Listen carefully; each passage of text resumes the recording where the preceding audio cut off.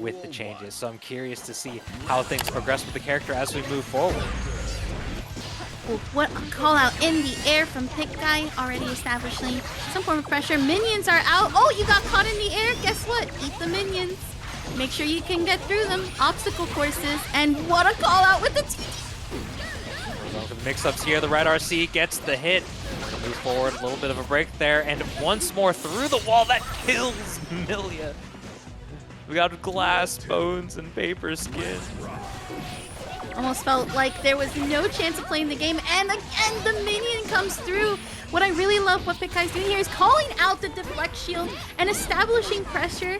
Backdashes away, but now it's again still trying to catch up, and here's RadioRedMage to get the counter hit and call out with the overdrive wall shatter as well.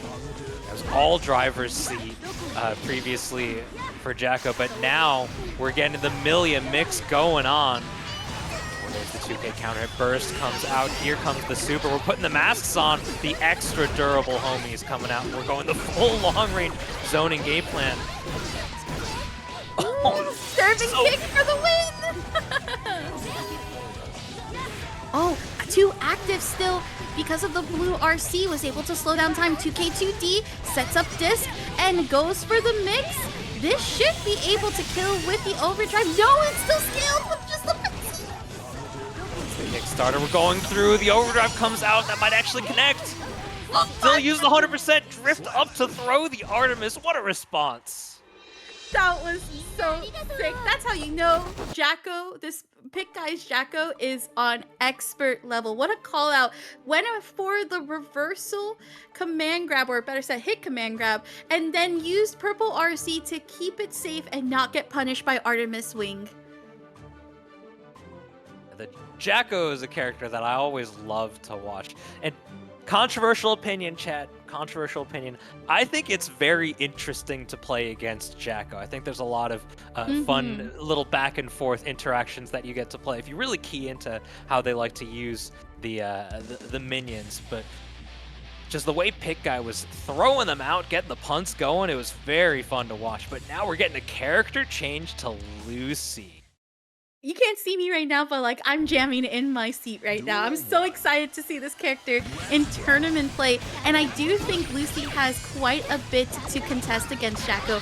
Part of it being neutral in with the gun as well.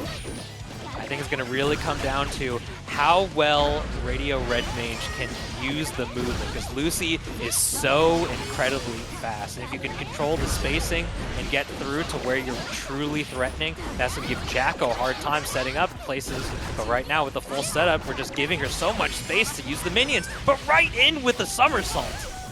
Beautiful, there's the mono wire, so one hit that actually confirms the backdash though off of the whip to call out, because that would have released the nerve shock. And this time it is corner pressure. YRC, get off me. And we're gonna try to go for the jump, but we're out of the corner at the very least.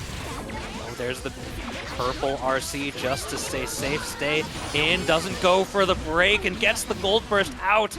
RC is gonna turn this into a mix. Great instant block. So vulnerable if you just go for those slash series buttons. Great call out with the minion to follow up. Again, it was about going to be chip damage or try to challenge, but what a 2S. That is going to go ahead and allow the shock to be applied. Now we just got to wait to see. And there it is, the counter hit. Huge button here, but does miss the whip again. Purple RC with the jump P, but still getting the counter hit to keep that corner pressure. And we're going to wall shatter as well. That is going to also be the removal of that paralyze. But the 6P to catch the minion summons. RC to stay safe. 6P tries to catch the minion. We're once again against the wall here. We're just going to reset and get this meaty. The DP comes out, though, from RadioRedMage. Yeah, I like that purple RC. Keep the jump safe. But we have the mix and the block on the burst. And Pikguy is staying alive. Gonna try to get that 2K. Does trade in on a hit right now, but it is the block on the run. That's a full punish here with the red RC to capitalize. Does try to get the connection, but we catch the backdash with the 2K. A much better round, if I may say, though, Dostro. Lucy was definitely proving to not go down without a fight. And I see the through line here between Millia and Lucy, both characters that have very strong and very tricky to deal with movement. So I'm very curious to see how it sort of links the skill set between the characters. That's something that I think would be not too far off between the two. Indeed. No, I think what comes down here is more than anything, one big change that I really liked that RadioRedMage did, and we saw it a little bit, is that reversal DP. That comes in pretty clutch if you think about it. Whereas with Millia, there's no real reversals to worry about. You gotta do a lot of setups. So what I think here needs to be done is just capitalizing every single hit possible. That's one thing, like you mentioned, Jacko's a really interesting character to play against, but what a call out again on the burst bait. Very clean route here from Pikguy. Accidental super jump, escaping, just calling back the minion just to reestablish. Right now we're putting the homies up. The DP actually eliminates some of the little guys, but we're still able to get the counter hit because you cannot fight back if you're not hitting Jacko herself. That goes through the wall to seal it.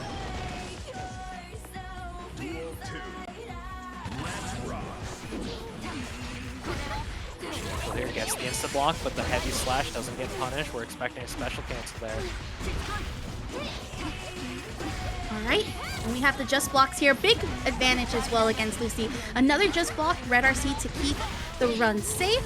But what a punish still with the 2K. Not going to get the capitalization needed though.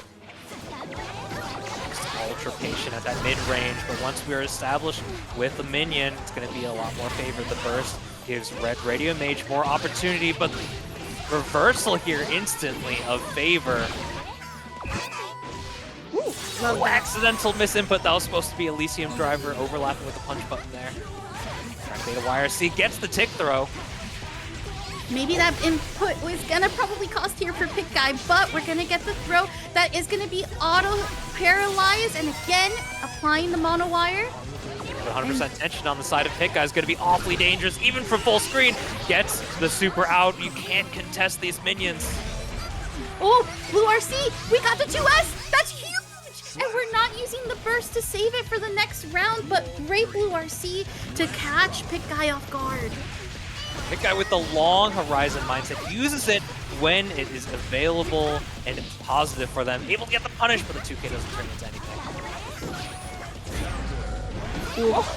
Yup, that jump dust is very vulnerable, but the backdash with that 2K, I love the fact that Lucy has such good range buttons even when she doesn't have her wire. And there's the counter hit. Beautiful. Backdashing away from the level 2 mono wire. Oh, cross up, that jump slash. Deflect shield, we don't want to have it. Safe jump. And now we're just trying to block here. Red RC to keep serving kick safe. Trying to catch with that far slash, but you gotta be careful. The purple RC cancel after the full-on dust, but we have RadioRedMage who's gonna still capitalize. A counter hit, this is huge. Hack is in mode. We're gonna go full contagion right now, and we're gonna try to go for the safe jump, and the static is applied. RadioRedMage stays alive. Just the small drop there, the small drop and the small stop of the heart for a moment. RadioRedMage able to seal it out with just putting that slash button to good use. Fighting back, Pikguy, maybe a little bit of surprise against them, but right now RadioRedMage showing that the change to Lucy definitely paying off. And Lucy is a character, I think she's so interesting with the way her, I've been calling it sort of the glitch state. I think the way that interacts in a similar way to Stain is very interesting, especially with how you get to combine it with her hack super. The quick hack super really allows for a lot of unique depth that a lot of characters don't have access to, especially by giving yourself the self-timed counter hit state, heavy counter hit state. Right, minions are out in full force. We got a go burst though here. And again, the far slash catching so well. And when you do the follow-up, you do get that vortex pull. So closes the gaps really nicely. But Pikguy gonna go ahead and kick on the minions. Just blocking on the run, keeping it safe. But we did get a whiff there. If you know how to defend against a character like Lucy, using those instant blocks will be so powerful. So powerful, especially if you can IBFD on far slash will make it so that heavy slash won't connect. And just a simple instant block on the 2S will make it so 2S or 2H won't connect. And Pikguy's been so heads up with every option on defense when RadioRedMage is just right in their face. Ooh, that is going to be a huge counter hit and will seal the deal for Pikguy. Oh, but I speak too soon. We're still staying alive. Trades here plus the 2S burst to go ahead and reset neutral. And just in case, go ahead and yeet the minion because we have that defense buff. So not even the gunshot neutral can stop it. Yeah, one thing that I really want to think about right now, while this is a matchup that I don't have very much experience in, Unika 5H is going to be the kind of button that deals with most of the interesting approach options that Eno can have. It hits low to the ground, so it should be able to hit your stroke the big tree. It's a phenomenal anti-air, so it's hitting your sultry performances, as well as your Mad Love Agitado. Here comes the plus frames, though, right into the stun dipper. All right, and we're gonna see established pressure right now because of Unika's install. This is all guard crush damage, and there's the overhead to get the DP. You're dead. You're just dead. Yeah, Shockjoc being very respectful of those normal follow-ups, and if they do happen to block the 5H follow-up, little fireball there, the dash cancel, that's like plus 18, plus 20, something like that. You just keep throwing that out. If they're not willing to just try and escape when they're far away, it's so hard to deal with, but it's definitely hard to anti-air that air heavy slash run right into the increased super. There's that damage, something that Unika is so good with. Ooh, jump air projectile. There's the DP again. And we're gonna just go for laser. All right, it's install up. Tries to go for the grab, it does whiff. And Shockjoc using purple RC to try to anti-air, but we got quick defense here for Crawm. Yes, we're jumping it from so far away. It's not that much of a threat there. Backdash gets caught. The movement, hard to deal with when you have an instant fireball from full screen. Oh, the air grab after the purple RC. Beautifully done. And you know that, again, just checkmate situation, especially when you're Eno, you have to dash in and actually try to utilize her movement, her hover, to try to get into and start her pressure. But when you have Crawm just establishing you're not able to jump, you gotta hold this mix or hold this pressure as well too. Yeah, something that a lot of Eno players have really relied on is matchup inexperience. However, as a character that's still pretty new and not a lot of people like playing, you're sort of on the other side of the coin here. Crawm is just paying attention to how Shockjoc is unfamiliar with Unika's offense and options, even from full screen. That was a very brave 2-1-4S there. What a 6 here. Full burst right now. Tries to use the hover to get in and jump over the projectile to K2D. Sets up the projectile nodes. And we got stroke the big tree. Oh, countered, but reversal DP catches Shockjoc off guard. Almost weaved through the fireballs there. There goes the stun dipper. There goes the burst. Going for the low. That's another hard knockdown. We can set up the situation. We just go for the ambiguous left right there. Unika, a character, her mobility in the air is not all that great, so it can feel a little ambiguous as to whether or not she gets to a cross-up with that jump heavy slash. Oh, beautiful. That is heavy stroke the big tree. And that's a big pickup, but drops it at the end. Unfortunate. But we got guard crush. DP, though, again, comes into play. Easy confirmation of the hard knockdown. We're going for the cross-up this time. Great block. We'll go for the overhead. The dash cancel makes it connect so much easier. Is going to wall bounce right into the break. What a confirmation. great spatial awareness as well, rather than just relying on the hard knockdown.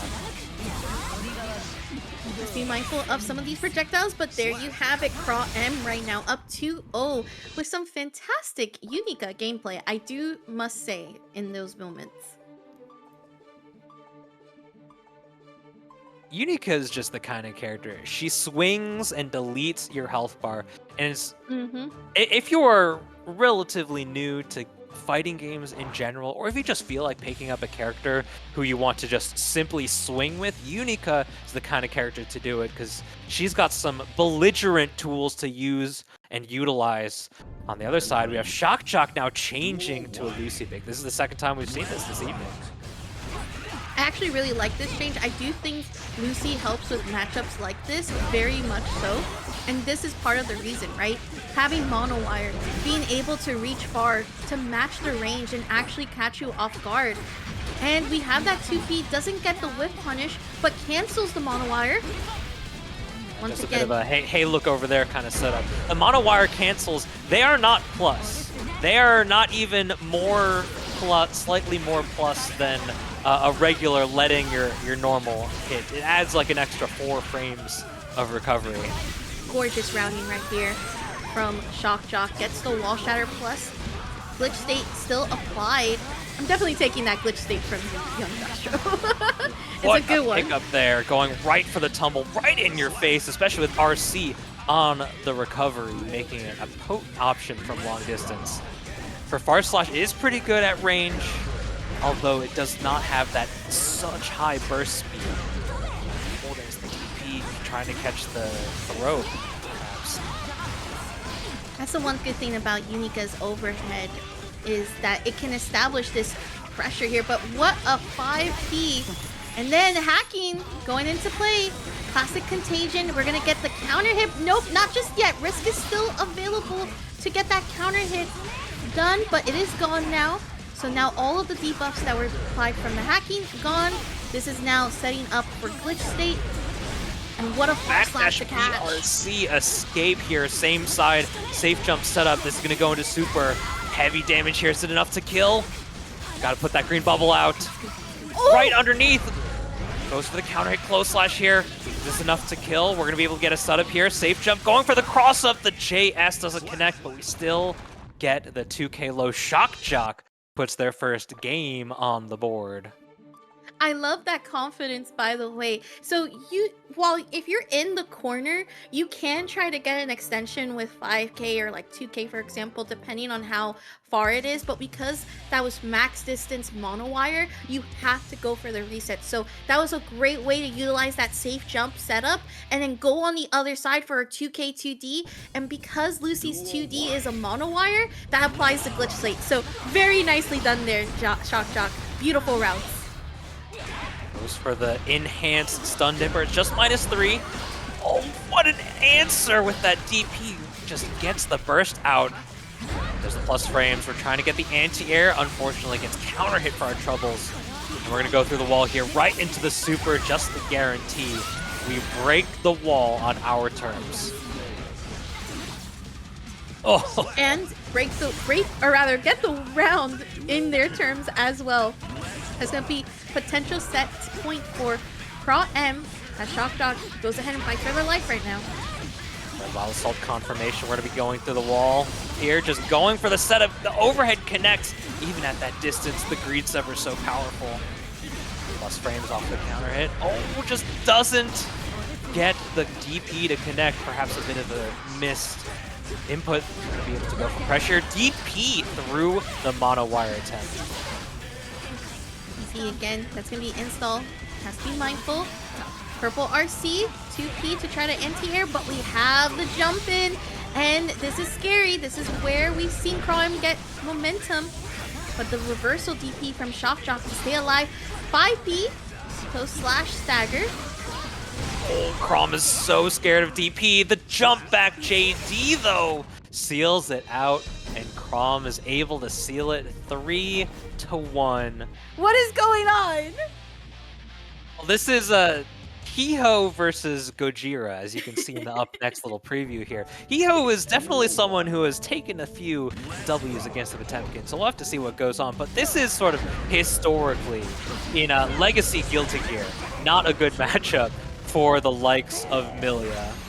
Oh yeah, that's like 2 pop busters and maybe a Garuda or a slight little flick here and there. So we'll see how Hiho goes ahead and handles this, which does phenomenally because we got Hair Car and the pickup as well. So that's going to use this to break the wall. Yeah. Potemkin is one of these characters that I will say has sort of got away with a slap on the wrist, to put it gently, with this patch. The main differences being sort of how damage is affected by risk, but Kara Heavenly on round start. But it's Hammerfall doesn't go as fast anymore. No, it and Slide Head is no longer armored. Those are sort of the main changes that are very noticeable for Pot. I will say pretty big changes if you think about it. Millia's not a character that I think really interacts with those changes level. One that she might be privy to is the 6K into Flick is no longer 6P. I believe it has a 1-frame gap now. Goes for the cross up, gets the wall slump with it as well. We're going right back in. We're gonna go for the mix up here. Same side, wonderful. I like this. I love how Hiho's been playing this matchup. Again, you would think that with Millia being such a squishy character and also at the fact that she's not doing as much damage, it's really awesome to see a player just actually manage a big body character like Potemkin and does it so well. Like it felt very difficult to play a defense that Hiho's just like, again, momentum. But the key factor when it comes to a character like Millia versus a character like Pot is you simply have to work so dang hard to kill Potemkin. And that's one of the key factors in these Pixie versus big body matchups, especially when damage and combo length are so intrinsically linked to meter build. And when you have one of the best meter users in the game with Potemkin, it's very difficult to combat when they have the 50 tension available. Indeed. I did want to just mention, we did see that flick, and I see what you meant about the 1-frame gap. So definitely not a button that you want to 6P, but what an Artemis clip! And we're all going to the corner. Bad Moon to get the overhead, plus the overdrive to shatter the wall. Not enough to kill because, of course, guts and whatnot, but we got the close-up dash, called out the 6P, rather the back dash, better said, to then do 2P to seal the deal. For the charge plus Shaker, getting some chip damage in. Going for the heat tackle. I'll say this many times, I'll keep saying it again. Heat tackle, while is like technically a buff to Potemkin, I call it a nerf to Potemkin players. Because there's just something in their heads that tells them, oh, they're in the air, I think they're gonna jump even though they're full screen on the ground. It's time to heat tackle. There's just a little goblin on their shoulders that's telling them now is the time to heat tackle. What a call out on the Gold Burst. Breaks the armor with the multiple 2P jab and then goes for the overdrive. Catches with the close slash, but we have Blue Wild Assault and Heaven Pop Buster. We get a counter here for Gojira. Cool. This is where it's scary because now the wave can shift here for Gojira, but Hiho kept it cool, calm, collected, and sealed the deal to be up 2-0 right now. Another thing that I want to point out is like a clear nerf to Potemkin is they changed the way that reversal supers work now. At the instant that a super is recognized by the input reader, the meter is gone. So that means that Potemkin players now have to spend 100% of their tension bar if they want a simple invincible reversal RC like the rest of us. As Daisuke intended. His vision is true, as we like to say. But what a counter hit in the air, as Hiho's vision is most definitely coming true. Nice and patient. The flick is big. We're playing full screen down back. Oh my goodness, Mega Fist coming through. Defense. And Ocarina Link gosh. coming through with a $100 contribution to the Matcherino for an epic match that we're seeing here. Thank you so much. There goes the deflect shield. Artemis, it is a little minus, though it does push her super far back. Great confirmation into the Iron Savior. We're going to get a full confirmation here. Once more into the corner. Super ought to do it. Go for the winger. No, we missed the input. URC tries to get the 5P deflect shield. That is a complete punish. What was I saying, chat? That is exactly what I was saying. By no means is Heat Tackle a bad move.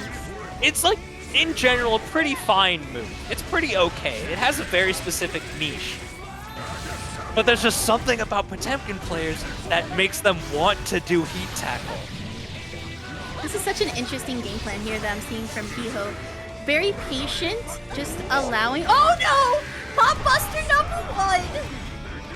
Yeah, but you don't get the full Oki here at mid-screen anymore. Counter hit off the jump slash. There goes the deflect shield again. We're going right to the hard knockdown. Turn this into a cross-up. We saw the hands. Here you have 100 tension. Hiho, can you seal it out? Not going to be enough to get the kill here, but we're still going to get the hard knockdown. Gotta watch the 100. Don't do Mirage Artemis. Oh, I love that. Both times, by the way, Gojira has actually tried to call out the safe jump setup after overdrive. All 3 times has not been caught, and that is Hiho's patience. Against a character like Chipp, and especially against pilots like these, Marvelo and Sloth, definitely sort of the cream of the crop, to say the very least, on these characters. And we'll be seeing some very, very tricky gameplay as we move forward in this set here. Oh, we did DP the other way? Oh, it's in stereo. There's an echo in here, I swear. Okay, interesting patience here.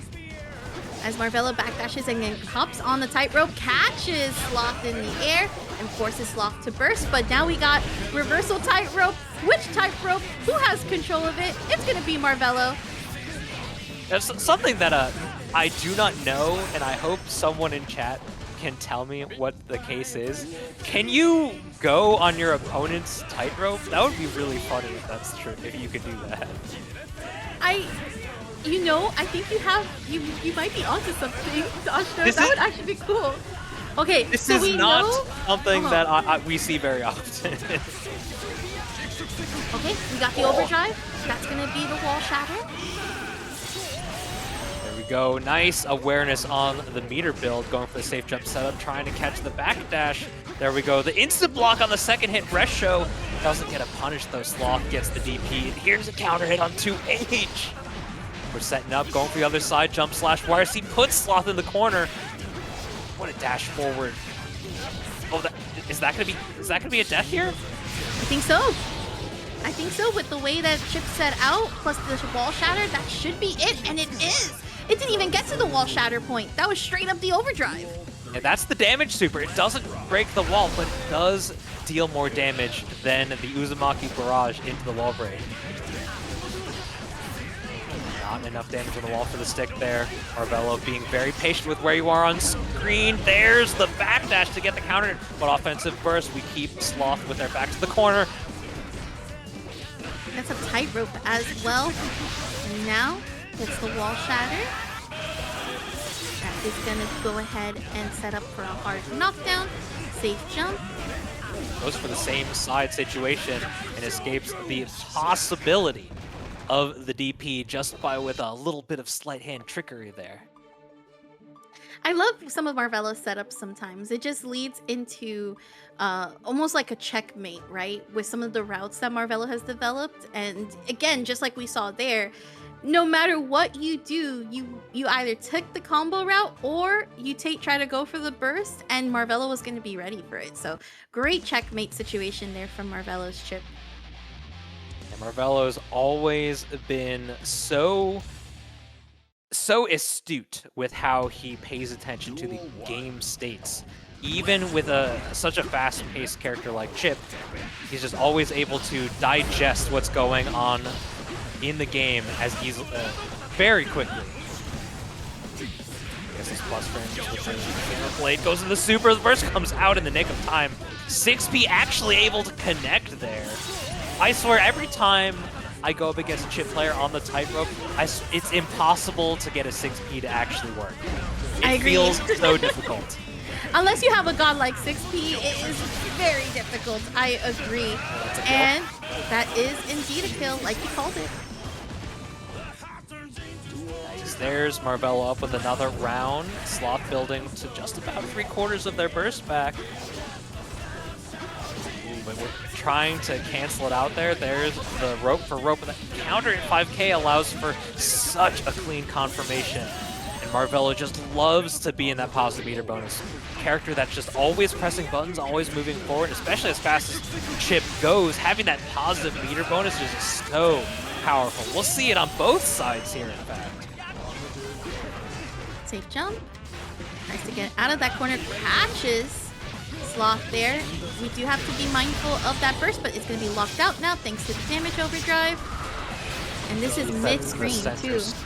Stage goes for the hidden leaf village throw. Cross up on the K Alpha Blade. DP comes out. 100% tension on the side of Sloth. Can we leverage this into a victory? Right into the overhead. The burst comes out. Marvelo wants the game done as fast as possible, but we're going to tie it up on rounds. Sloth maintaining the resource advantage too. Oh, 5P to get the hit out of the tightrope, but Marvelo still maintains pressure. And that's going to be the corner carry. Going for the 6P, but the dash 2K allows Sloth to get the counter hit. We're in the corner. Gamma Blade for the plus frames right into the overhead once more. Recovery, and now it's just pressure. Stagger tries to jump out of the corner, succeeds, but still gets caught. So now it's still pressure on Sloth's side as we try to see some of these buttons get a hit in. And there's that one, the 2D catching right there with tightrope to capitalize, and we're taking you to the coast this time around. Sloth on the board, tidying it up 1-1 on the tightrope. Dude, they were just playing the preemptive button game. It looks like they were fighting ghosts the entire time. Oh my gosh. I mean, that's sort of what you have to do against the character that moves as fast as Chipp. Like when I'm playing against Chipp, Millia, even now Lucy to a certain extent, I want to put out low commitment moves with reasonable active frames, usually a 5k, 2k. I find those to be pretty effective at just showing my opponent in their mobility character that I'm not afraid to just let you run into my buttons every once in a while. I agree 100%. And it looks like Marvelo's tightrope takes advantage here. And that is a purple RC to make sure we don't get hit by that DP. And a full corner carry. Beautiful stuff. And while not enough to kill, that is going to be enough to wall shatter. And call out with the blue RC into the DP to definitely do as exactly what you were saying. Trying to poke out some of those buttons to catch something. Double low there. The second hit of the rest show by default a low, but that fast RC into the 2K has been something that is very powerful on the side of Chipp players, especially when we're sort of conditioned to expect an overhead when they have the 50% tension. Oh, they weren't crouch blocking, or they weren't crouching when they got hit by the low. Full commitment to the overhead. Sloth gets punished through the wall. Look at that damage, all red. Ooh, the grab right after the blue RC. Great call out. Gamma, and then burst, and we got a counter hit. We're gonna actually try to burst bait it, but didn't fall for it this time around, but still in the quarter, and Marvelo up 2-1 right now. A swift reversal of favor there. Really coming down to that in game number 2, that round 2 burst late into the round, I think was able to give Sloth that breathing room in the third, giving them that game. But with Marvelo's smothering offense, just fully maintaining the pressure sequences in game number 3, it's so hard to deal with. I think it's going to come down to whether or not Sloth can put up the stop signs in a reasonable enough manner that gives them a way to inhibit Marvelo's movement. Well, there's the other side, DP once more.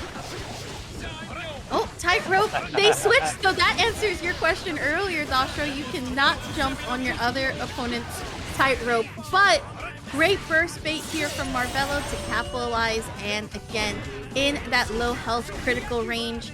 Now you gotta definitely get that button there. There's the 5K to catch you in the air. Blue RC to catch you off guard, but Marvelo's trying to jump out.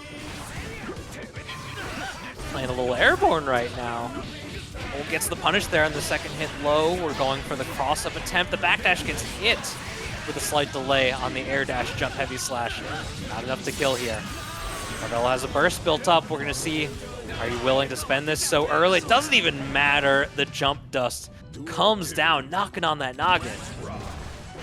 A little bit of a chip brain right there, I think. Well, it's in stereo. All right, now there's the burst use from Marvelo. We got Sloth to go ahead and meet air to air with the jump K, but Marvelo is the one that benefits here on the corner pressure side. DP though, to get out of that corner and establish the mid-screen offense and a full corner carry as well, gonna allow the wall to reset to then go for a grab.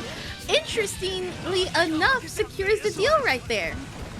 Off the tightrope and onto a last round here. Sloth trying to stay alive on the winner's side.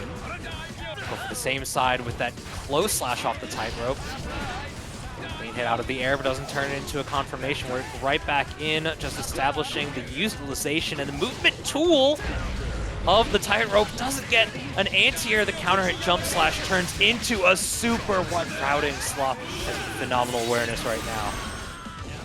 Agreed, and here we go. Safe jump, tries to go for the other side switch, but we woke up with the DP, and it's Marvelo who's able to establish pressure right now. Tightrope after tightrope. Who gets the tightrope first is the dealio. And we get the purple RC to extend the overhead combo. Marvelo put some butter on that one, but right into the fryer, the low rest show, catching them off guard. J2K trying to keep you just on your toes, but the counter off of the blocked reversals. This is going to turn into a kill here. It does, right into the super. Marvelo stays alive, qualifying into top 48. The options that you have in game to like you change your name with Asuka or Beard Johnny, even though I'm definitely not a fan of Beard Johnny, but like it would have been really cool. It would have been so fun. I'm sure there's a mod out for it. And here is my husband on the screen. It is Anji. Scissors on the Anji, PlantainPapi, also on Ramlethal, who I feel like keeps getting away every single patch. It's like the silent killer sometimes. Ram definitely got hit hard this patch, though it's kind of just a testament to her strength in her previous iteration. She is still pretty strong, so you can't count her out despite getting a lot of very significant changes. Though Scissors here on the Anji. Anji's a character that hasn't really gotten anything that changed the strength of the character, barring they changed the 2 H's now like plus 20 something. Yes, it also like helps extend the combos, and that is going to be OTG, but not enough to kill. Blue RC 2P also got buffed as well, so it's a lot faster. And of course, Mirare is no longer safe. I believe it's -2, so there's a little bit that you can do against it. So a couple of changes. One thing with Anji in every patch, it's slight changes. Nothing too major, except to try to help the character. Yeah, Anji's another one of those characters that's like on the edge of being too much. So you have to have a very delicate touch when you're adjusting a character like Anji. Right now, oh, that was 100% super. I'm calling you out, PlantainPapi. That was super. There's no way you're doing raw 236S there. I do see here, just raw. Scissors is trying to get out and apply some form of pressure. There is that jump to avoid the sword, but PlantainPapi was ready. 2P, but overhead Rin, not gonna reach it. We do have close slash, but burst in full effect. Very brave. Scissors with 100% tension. It's going to be hard to deal with an overwhelming force once they have this opportunity presented to them. Very close, right over the Ondo, but the counter hit's going to be able to turn it into a kill. No, the reversal throw. Ooh, dust. Red RC to continue the combo, and purple RC to make sure it kills. I had to hold my breath there in the end. Scissors with a little over 50. PlantainPapi nearly a 50 burst of their own. Okay, Rekka, and after the recovery, goes for the grab, catches the backdash on the close to the corner, and we're gonna twirl straight into Issei Ogusai, but no! Because of the delay, we're gonna see PlantainPapi get out of that, and that's not good for Scissors right now, having to use Deflect Shield and still holding all this pressure, plus the charge dust as well, or the tap dust better said, and that is a wall shatter. PlantainPapi, excuse me, very reliant, it seems, on the little flip as a very quick way to get in the face and cause a little bit of damage a little quickly. We have a full burst here if we want to use it. Decides to save it later. Spin through and the clean heavy slash to cut through the health bar. That's one up here on the side of PlantainPapi. Very good pressure again from full screen. Great challenges. I feel like with Scissors, there's maybe not that confidence in Meat at it, just because again, while Fish is still a unique move to be able to kind of respond back into as a follow-up, not all Anji players tend to use it. Instead, they want to either go for like the hard knockdown, so they'll get the grab, or they'll do like far slash, which is what we've seen from Scissors. So we'll see how that continues. The 5K though to keep trading, but it's going to cause counter hits like this. Right for the hard knockdown, very clever.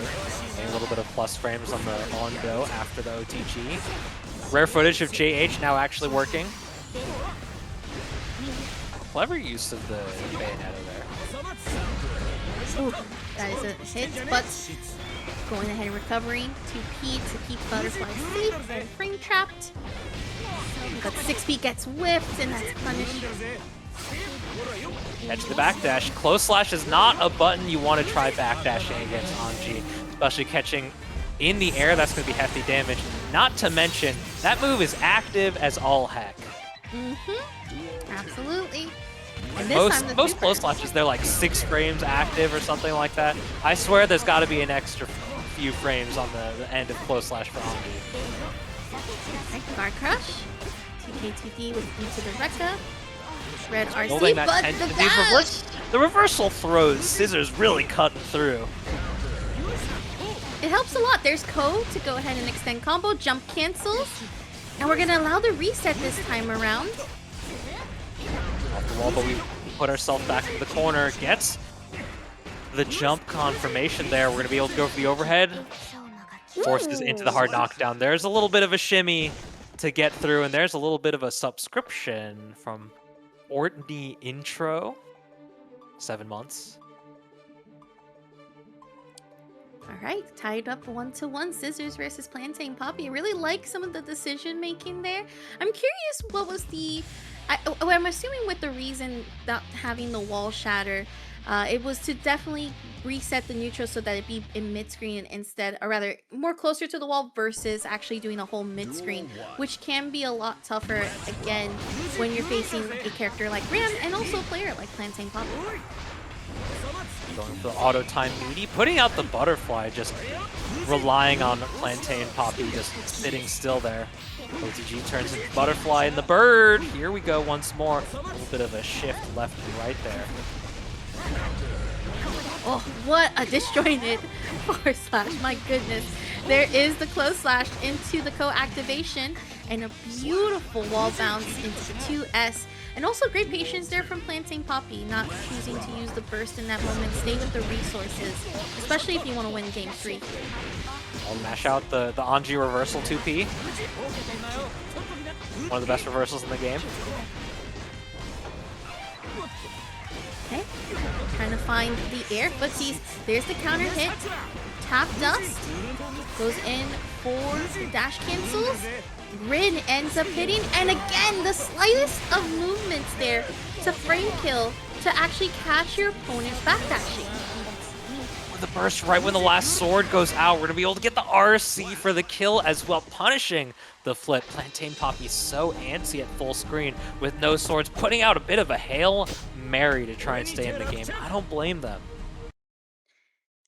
And Scissors up 2-1, beautifully done. I will say this is where you can see Anji be really strong against characters like Ram and other top tier characters. I would think so as well too, because there's just something about Anji that, again, when you look at how the balancing goes, too much of a nerf, too little of a nerf, or too much of a buff and too little of a buff can really change this character, because he does such a great job in locking in some of the techniques. Again, Spin does a great job, there's damage, and with the right appreciation and the right approach, you can really catch your opponents off guard.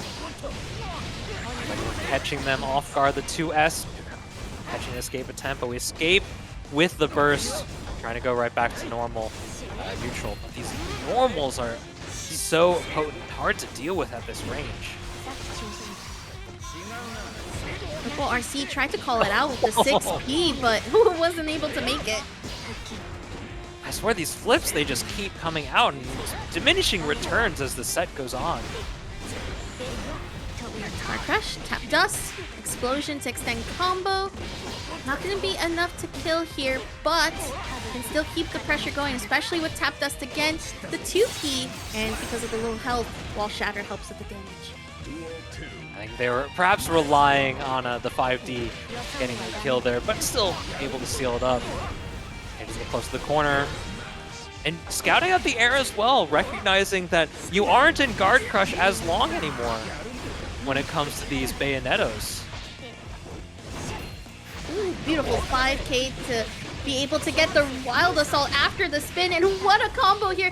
Drops it on the last end due to gravity, but we still end it with the overdrive.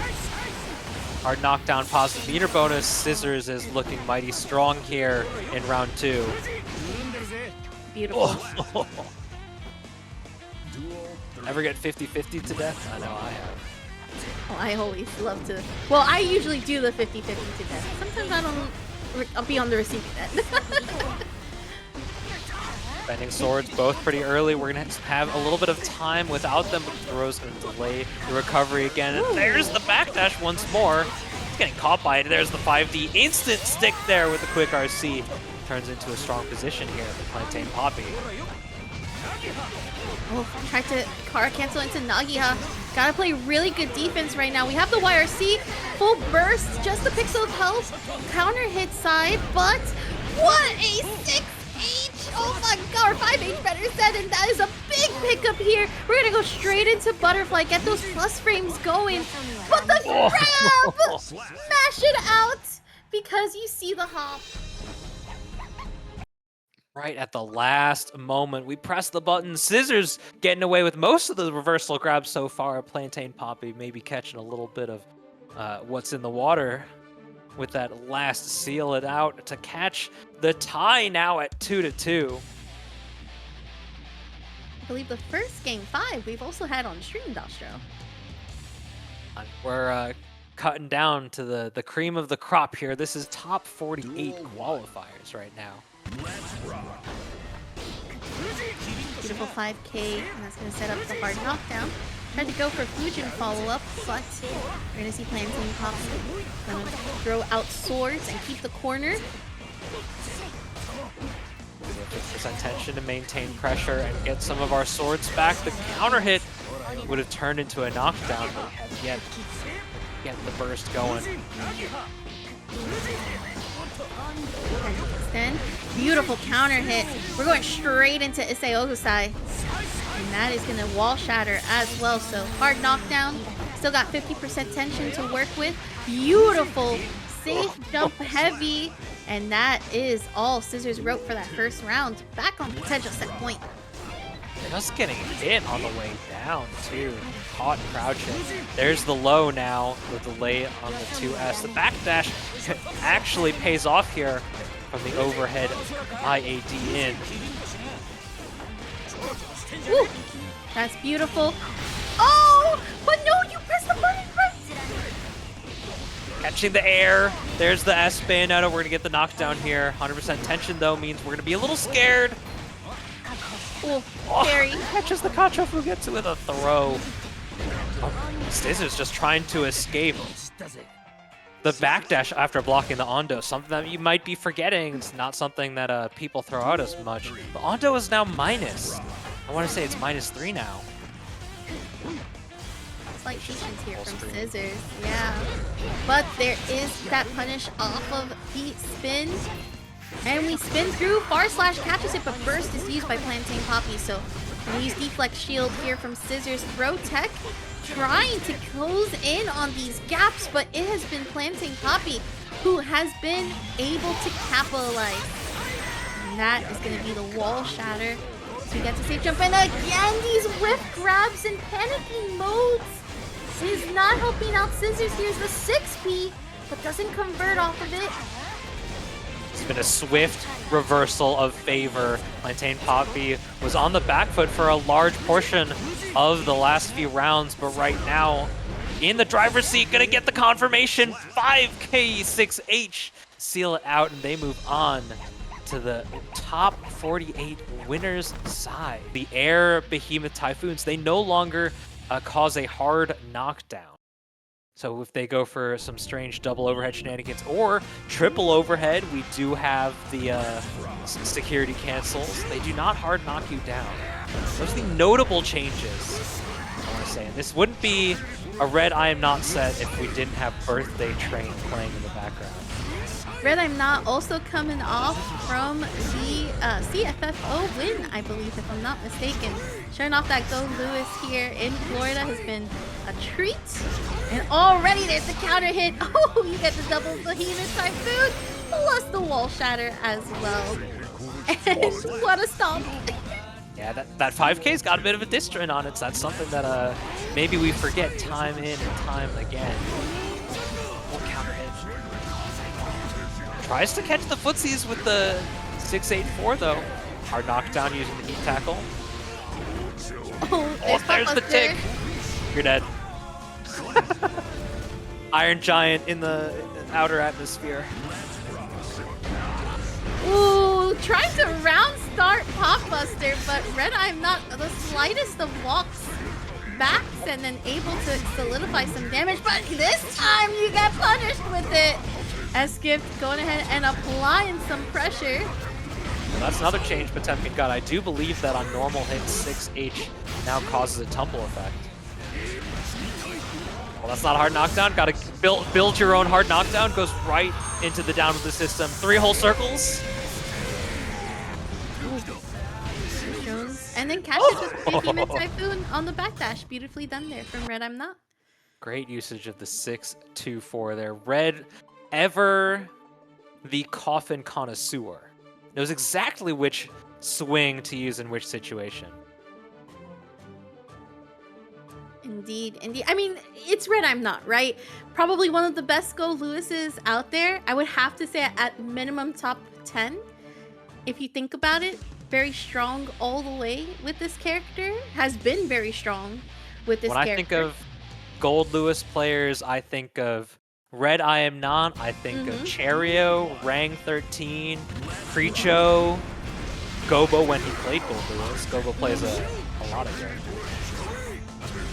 Gobo is just an evil incarnate. We'll play whatever character will trigger the opponent. Hit forward Mega Fist doesn't get the connection that we wanted. The raw 6-8-4. We go 5D connection. That's not the overhead you look for when you're playing against Goldlewis. Getting a little bit of a surprise there. Nicely done with that tap dust as well. But what a counter hit. It's going to force the burst here from RedIAmNot. Going to use the Gatling gun. And there's another counter hit from Behemoth Typhoon. Turns it into a knockdown with yet another 6-8-4. And there's the security cancel right out of range. The disjoint on the coffin turns into a burst bait and burst punish, but not a Potemkin killed. Of course. Yep, that's going to eat right through the armor. Plus, you don't even have health to deal with that. Yeah, even if the armor was full enough. Awfully quick by Red, too. Well, it looks like it might be staying 2-0. Eskifto, you are a kinder competitor than I. All right, so it does look like they're replaying the game. It was pretty early from the first time that we saw it, so that makes a lot of sense. Deflect shield on Garuda. And the flick doesn't even make it through, but we have some Gatlings. And there is White Wild Assault. That's another thing that's been changed. You can no longer red RC. You can no longer RC Wild Assault at all. On hit, on block. Oh, wonderful usage of the PRC through with the armor. That's so plus. Catches the backdash. Through the wall there with the 6H. Electing not to go for Heat Knuckle there. 6P counter hit. There's the Heat Knuckle. Just a bit of a delay there. You know, despite the connection issue from before from the disconnect, what a great momentum pickup here for S-Gift. Let's see if RedIAmNot can adjust and adjust. They do, but misses the Behemoth Tycoon. S-Gift has been doing a little bit of a few Hail Marys on these round starts. Oh, there's the fuzzy. The Guard Crush forces the standing hurt box. Oh, 6P, we already buffered it. Both of us buffered. Now we're tied up on rounds. This is set point. RedIAmNot wants to go into the next round for a top 8 qualifier, remaining on the winner's side. Oh, Popbuster gets whiffed. Tries to go on the other side. And we wait patiently for some of these whiffs, but forces the burst after the armor. Just right through with the hammer fall. We have 50% tension. If we can go through the wall, it's not going to matter, actually.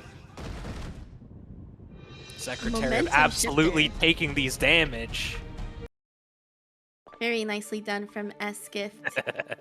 Capitalizing it. Hey, sometimes that's all you need to get started, right? A couple of Hail Marys like you were mentioning before, and then diving right back in. I mean, I don't blame S-Gift though. They're definitely a talented player to make it this far, remaining on the winner's side. So these options do fight against other options. Like if RedIAmNot does round start far slash, that loses to round start Kara Buster. Oh, the heat tackle working out as well. I wonder if the security cancels could just go right through that if those are fast enough. Only one hit of armor. Oh, catches. Whoa, jumped out. And here we go. Closes on the gap. There's the Gatling gun. And a big counter hit off of the flick. Red RC to get Behemoth Typhoon. And again, keeping now corner pressure. You got counter hit. You might be dead. It's close. Oh, it's not. It's a pixel. Gotta watch out for Skyfish again. Oh, we're burning down. Put the green bubble up. We ran out of tension. No, we didn't. Let go. Yeah, I was gonna say it was gonna be either checkmate or you would just have to hold all of that. Oh, what a low Typhoon! And that 2-8 and that 2-6-8 has been the bread and butter of Goldlewis players everywhere. Yep, definitely was setting up the pace there with the 5P, just in case Heavenly. What routing too, and with the fast RC, the PRC not allowing an opportunity to burst at all. Not that RedIAmNot would burst with the lead that S-Gifto had, but just eliminating the option entirely. Slide head into Popbuster, classic. Backdash not actually getting hit, but the hammerfall connects, going right through the Behemoth Typhoon. Oh my god! Oh, you might be dead for this. There's the fast RC again. No burst available. Unburstable. Oh man. That was such a pot round. I'm not gonna even lie. That's such a pot round. That's not even. That's the kind of thing that I was alluding to when it was Hiho versus, I'm forgetting the other Potemkin player's name, but it's the Millia versus Pop matchup. Just simply the fact that Potemkin can just catch you blocking and turn a single few hits into the destruction and elimination of your life bar is what really turns into the strength of Potemkin as a character. It sort of doesn't matter who the opponent is playing, especially when it comes down to just blocking, pressure, offense, especially in the corner when you're catching these Garudas. Definitely agree with you there. It's one of those lanes where it really, really makes it tough, right? Like, we're seeing Eskif just establish so many mind games that make it so difficult to respond back, right? So now we have to use Deflect Shield. We have to try to catch up here on this damage. There's the throw right there. And now pressure on Eskif's side to get the knockdown Garuda. And again, the purple RC to keep Pop safe and catch RedIAmNot's backdash. Yeah, and it's really just a catastrophe of situations that started with Deflect Shield from RedIAmNot not being able to escape, trying to get the second Pop Buster. Red now building up to the burst.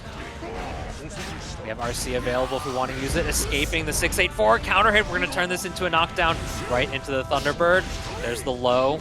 Goes once more for a low, the blue beat. Same side. Oh, eat these plus frames. YRC comes out, burst. We want this round now. This is gonna kill. One more Behemoth Typhoon to do it. RedIAmNot on set point. Amazing, amazing replies back for RedIAmNot. Still getting caught in these backdashes. Finally getting one, but still getting caught by the 2K at the end as well. There's the purple RC to keep Popbuster safe and the vacuum, but this time RedIAmNot is gonna be able to wash it. Oh, that's so much damage. Oh, round start heat tackle, do it again. Here comes the burn it down. Cross up, using that early jump heavy slash there. Gets the knockdown at the 268. One more hit's gonna do it, hold the bubble. Ahead. There's the Aegis Reflector. Pop Buster! Oh no! You should have done for this. Oh my god! Unburstable again. Doesn't even matter with the burst not unavailable. The throw right into the super connection means you just cannot deal with that when you're already hit. Final game. Final round. Deflect Shield from Eskif to keep RedIAmNot off of them. But we have the jump in to follow. Gets hit on the reversal side. 2K into Behemoth Typhoon. The cross up once more. 5D comes out. There's the 2H right into the two quick swings. RedIAmNot remains on the winner's side. A tough fought set there. Savtic won, sending Cricket down with a game 5, 3-2. So once again, Test Your Luck also eliminated. So these matches are just going by super fast. We got Frijoles versus SYMPHUUKAI up next here on our matchups. Something I really love about watching SYMPHUUKAI play. SYMPHUUKAI, it just makes Testament, who is not a very fast character, and by and large pretty slow on average. SYMPHUUKAI makes Testament look extraordinarily fast. 100%. I agree 100%. Okay, Frijoles gets the Gunflame out. Tries to go for a Far Slash, but Far Slash in return from SYMPHUUKAI. Oh. Gonna get punished from the Crow and forcing SYMPHUUKAI to get the burst going. And Stain stayed up. We're gonna go into Succubi to make sure we get the Stains going. This is guaranteed wall break here. And using the projectile hit of the Gravedigger to maintain Stain state. Very heads up play. Oh, there's the Banditbringer. That's that Season 4 buff. Calamity 1 through the wall. Probably one of the best buffs, by the way. So needed for Testament to enjoy with being able to get Stain off of grabs. The Stain throw combos been really upped the consistency of a character like Testament here, but the burst is going to try and send SYMPHUUKAI to the corner. We're reestablishing it full screen, getting his plus frames going. We're just going Banditbringer all the time. Frijoles really giving it full beans over here. Ooh, those Banditbringers coming very close. Tried to go for the 2K, but the reversal DP to keep it safe. There's the offense going, those Far Slash, the poke out that 2K, quite a strong button. Able to get the double overhead, turns it into a kill there. Right into the Calamity 1. And that 2K poke out, I think, very heads up. Simply the low profile. If you can find the opportunity for this 2K to actually come out in the first place, 2K is the kind of button that goes right underneath that Soul Far Slash, so throwing it out, definitely a great button when it comes to trying to play around these sort of mid options. These mid-strike options, not mid as in mediocre. Here comes a change. Faust, a character that didn't get, like, in air quotes, nerfed, but got not in air quotes nerfed because of the super RC change. Yeah, it is a big hit, especially for a character like Faust that was slowly getting some buffs here and there, especially with some of the options like hiding the items, getting the afro to be able to be considered a bomb once you get it out. So quite a big change here from Season 5. So it'll be interesting to see how Frijoles goes ahead and handles this Testament. One thing about this matchup is some of the actual normals from Testament will whiff. But good to see SYMPHUUKAI once again establishing so much pressure with the Stain State and just getting that offensive right away. It's J2K, here comes the love bag, cross up with the mix, but we didn't gain an RC, and here we gain a round loss. SYMPHUUKAI uses the girls to put us through the wall.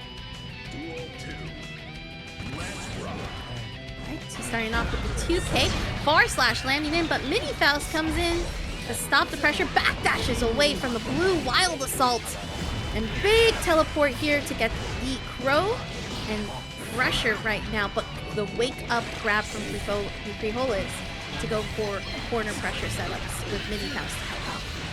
We're finally getting some offense started here. We're gonna be able to go through the wall. Faust says, take 2 of these and call me in the morning. Oh gosh, that's gotta hurt. That really does have to hurt. That's like stepping on a Lego level hurt. Yes, next time I'm playing against the Faust player, I'm bringing chin guards, I swear. All right through, going for the air version. We just keep putting the syringe up, but unable to get that confirmation. The wild assault to stay in, but the connection doesn't turn it into a combo. Going through the wall might kill here. Faust got brittle bones. Great pickup, by the way, from SYMPHUUKAI. Called out good patience on the defense and then the slightest of hits to make sure that it seals the deal. Beautiful stuff. And again, I think that's one thing that I love seeing from SYMPHUUKAI is their Testament just is so consistent. No matter what, you're just seeing constant setup and stain, being able to apply pressure, knowing and optimizing on damage. It's a great time every single time seeing SYMPHUUKAI. Something that people don't really think about when they see a zoning player on screen. They normally just think, oh, put the projectile on screen, put the big button on screen, and don't think about what your opponent's doing. But you really have to pay attention to how your opponent is moving through and trying to avoid these options. And SYMPHUUKAI is so good at changing up what they have on screen in such a way that it really restricts the movements from their opponents. Afro set up. Goes ahead for the syringe and beautiful wall bounce combo. It's going to be some damage, some victories we have around here in game number 3, but SYMPHUUKAI is off to an early lead with this knockdown. That's a buff from Season 4, that 6H knockdown. Double overhead, goes for the low. Great work there from Frijoles, but gets counter hit on the H Gravedigger. This is going to be damage here with the Nostrovia. Extra, thanks to the 6H. Hard knockdown plus stain state, that is all plus. You gotta hold all of that fast red RC to set up stain. Jumps away from the command grab, but no punish. Turns us into a set point here with a quick RC. Essential parity here for both players. Burst just about built here for Frijoles. There it goes. With the trumpet on screen, the burst comes. Gotta escape. Catches them in the air and almost turns that into a wall conversion here. The Arbiter actually catching the punish there. I did like the attempt to try to get the air-to-air with the jump slash, but this is dangerous territory. Again, great patience here from SYMPHUUKAI. Called out that the Afro was going to set off pretty soon. And great way to not utilize burst here. Was able to keep it. That's full resources still in effect right now. 50% tension. 6H purple RC teleport. This is all Stain City as SYMPHUUKAI takes it 3-0 against Frijoles. of the stream, Florida native, I do believe. Hiho, we saw on stream earlier, the clean Millia movement coming up. So this is going to be very interesting to see, because Millia, a character that has such impeccable air movement, whereas Giovanna, very strong on the ground. We come down to how these characters decide to interact, because while Millia can move really well in the air, her ground movement is also impeccable. 100%. And a big counter hit here. Doesn't get the ender at the end, but gets bad moon set up. And then on top of that, Artemis Wing gets clipped by the DP from Kreator. First comes out across to the corner. It does! Ooh! What a close rose to the ground. The defense right now against Kreator, impeccable. Gets the side switch though. Classic Millia for you to deal with. Kreator just holding a lot of that offense right so close to the chest, not putting the green bubble up except for a few errant connections. But right now the offense, it doesn't matter what we have because we're just putting on the damage, putting on the layers. JS actually misses the turbo fall. Dash up. And that is going to be charged up arrow. Double jump on the overheads. 2K to follow up. And the insta blocks though here from Kreator. Hiho gotta be careful. Sets up disc. Gets the side and big pick it up again. The side switch catching you off guard. The rose cross up hit of that, and that's the slump. We're gonna put ourselves in the corner for the cross up. Spectacular block here. We go for the same side throw here. Might be one connection to do it. We have 100% tension though on the side of Kreator. Oh my gosh. Oh, talk about multiple back and forth setups. Hiho was ready for that burst in that last second, and Kreator, who tried to hold on so tightly, was not able to last the mix. I mean, Hiho is playing so aware of the defensive options and responses that Kreator had with full resources, so aware of playing around it while not playing into it, while showing that Hiho was aware of what Kreator had while not just overextending and allowing Kreator to leverage fear into offense. Here's a momentum that Hiho's just been able to apply every single time. Wins the trade war and able to get the side switch again. The Artemis Wing just clipping once more. That was very cheeky. The reverse hit Artemis? That was a cute combo.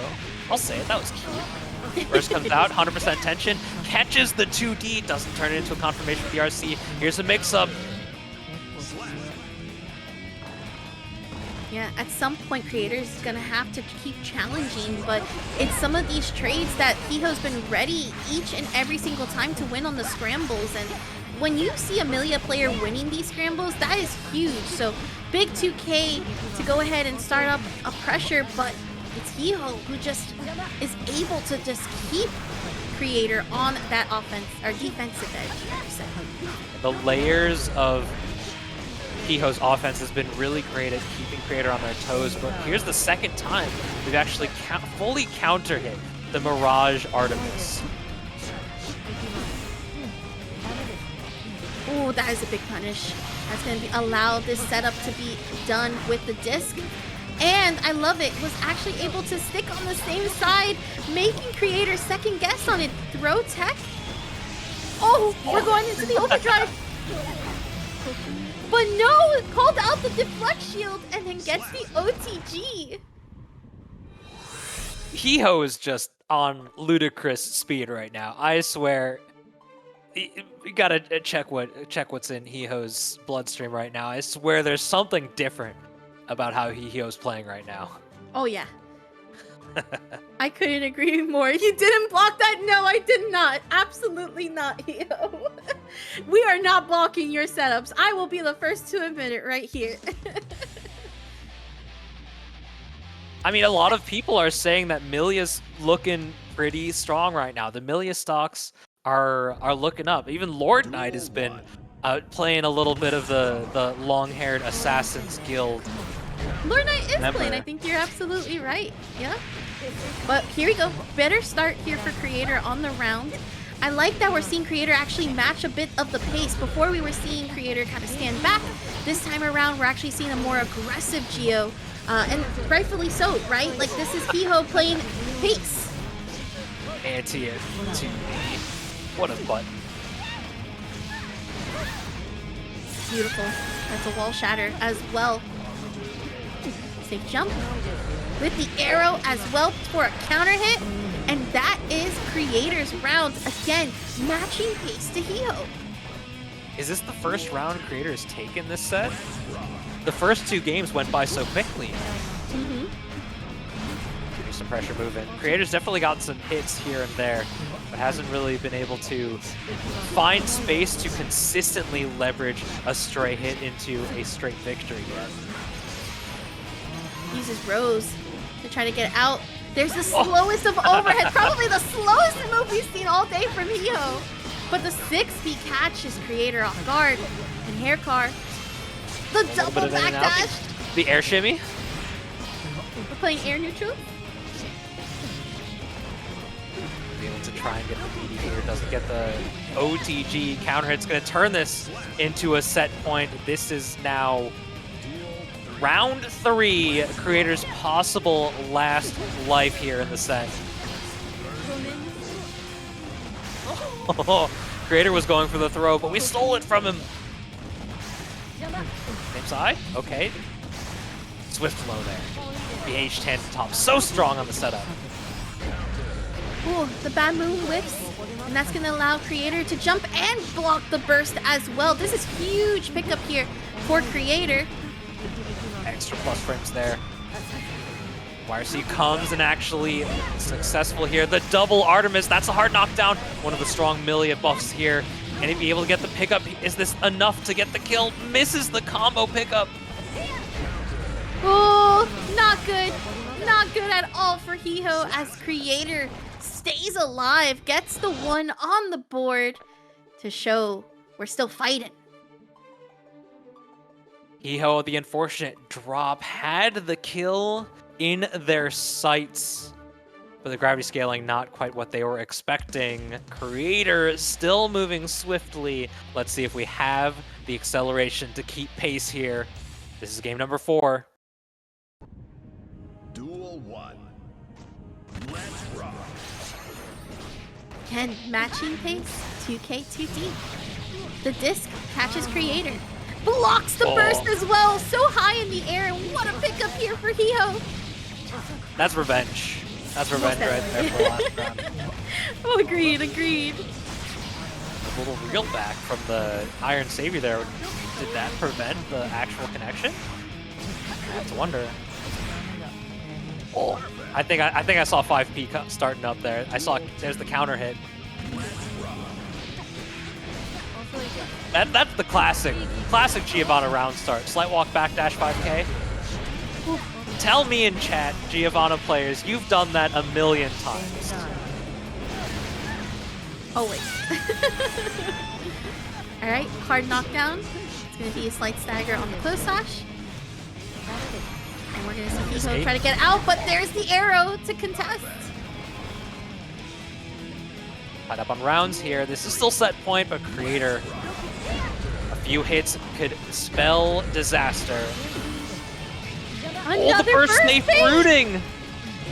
This is a big hit here for Hiho.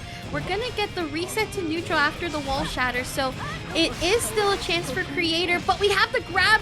This is not good right now. The side switch, and we succeed. Hiho taking it with the perfect in response to Kreator. Goes on for qualifying to top 8. But before we even do that, we gotta go ahead and check out RedDitto versus SYMPHUUKAI. Ram versus Unika. Which I'm shocked here. I mean, SYMPHUUKAI is definitely... I'm sure that they definitely have the inside scoop. It might be one of those doom matchups if we're seeing the change, because I can't tell you that I've ever seen SYMPHUUKAI play a different character than Testament. I will say, this is a cool character to change to, from Testament to this one. So I get it. And honestly, if you look here, again, has the big buttons to catch the backdash. There's Oh. more Kato. Okay. Perhaps a small detriment to the big buttons. They got big hurt boxes too, getting caught by the reversal. Goes in the Air block goes on the low. creeps never means that we're plus. There's the increase into the DP. Wall break incoming. Swift reversal. SYMPHUUKAI is showing the damage here. And that's something that Unika's just been so great at. If you can get a close slash, if you can get a corner connection, that's a lot of damage incoming. But not to mention, we dole it out ourselves. That's 40% of your life bar just gone. Oh, big counter here, plus the stun dipper as well. And we're just gonna go ahead and see the throw response after the purple RC. We'll have to see. SYMPHUUKAI, this is a character with a DP, and I'm not sure if they're as much of a monster as me and just letting it rip. So far, no reversals sent out on the side of Unika. Alright, RedDitto adjusting very nicely against SYMPHUUKAI's Unika. Mid-range game. There's a counter at heavy slash, gets the mortal counter, moving in, just playing that footsies game, the 2K connecting, but now turning into an opportunity. Here's the knockdown, eat these plus frames. That's like plus 20 something. Something absolutely insane. Ooh, I love the stagger pressure into the grab. Projectile goes out. Oh, hit all of these big buttons. And the delay on that 6P2, being so patient with how RedDitto's approaching in the air. 100% tension on the side of SYMPHUUKAI. You gotta be worried. How are you gonna spend it? Very patient. There's the quick dust. Wall break here. RedDitto's gonna gain some meter. RC, slight dashes, and there's the big low. That's a huge hit. We're gonna go straight might be dead. into Might be dead. fast RC, and not dead just yet. A pixel of health. You got 100%. With that being said, now 50% tension bar. Burst is also in effect just in case. Now SYMPHUUKAI has burst here, but the grab locks it out. So unfortunate. I have to think if SYMPHUUKAI had chosen the strong wall break normal, something like 214S, I believe is maybe her strongest wall break. That might have been enough to kill RedDitto, an extra 1, 2, maybe 3 damage to seal up a RedDitto. So level-headed, able to comfortably pay attention and take the throws. Starting right back into RedDitto on the board right now. I will say I do like how this matchup really highlights Unika's buttons as compared to the disjointed buttons that Ram has. Plus, look at the far screen pressure that doesn't rely stay in state and leaves Testament open as well too. Oh, the whiff punish attempt, it catches the backdash. 6P just raw. There's the DP, there's the full charge dust. The burst means that we're just not having any of it. Projectile to keep it plus. Patient there. Even though it's -3, we spend the RC. We're patiently setting SYMPHUUKAI to the corner there. Crash up grab. And there you have it. With that slam. What damage.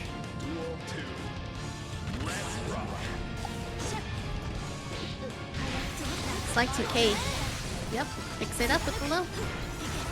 Plenty of plus frames, plenty of plus frames.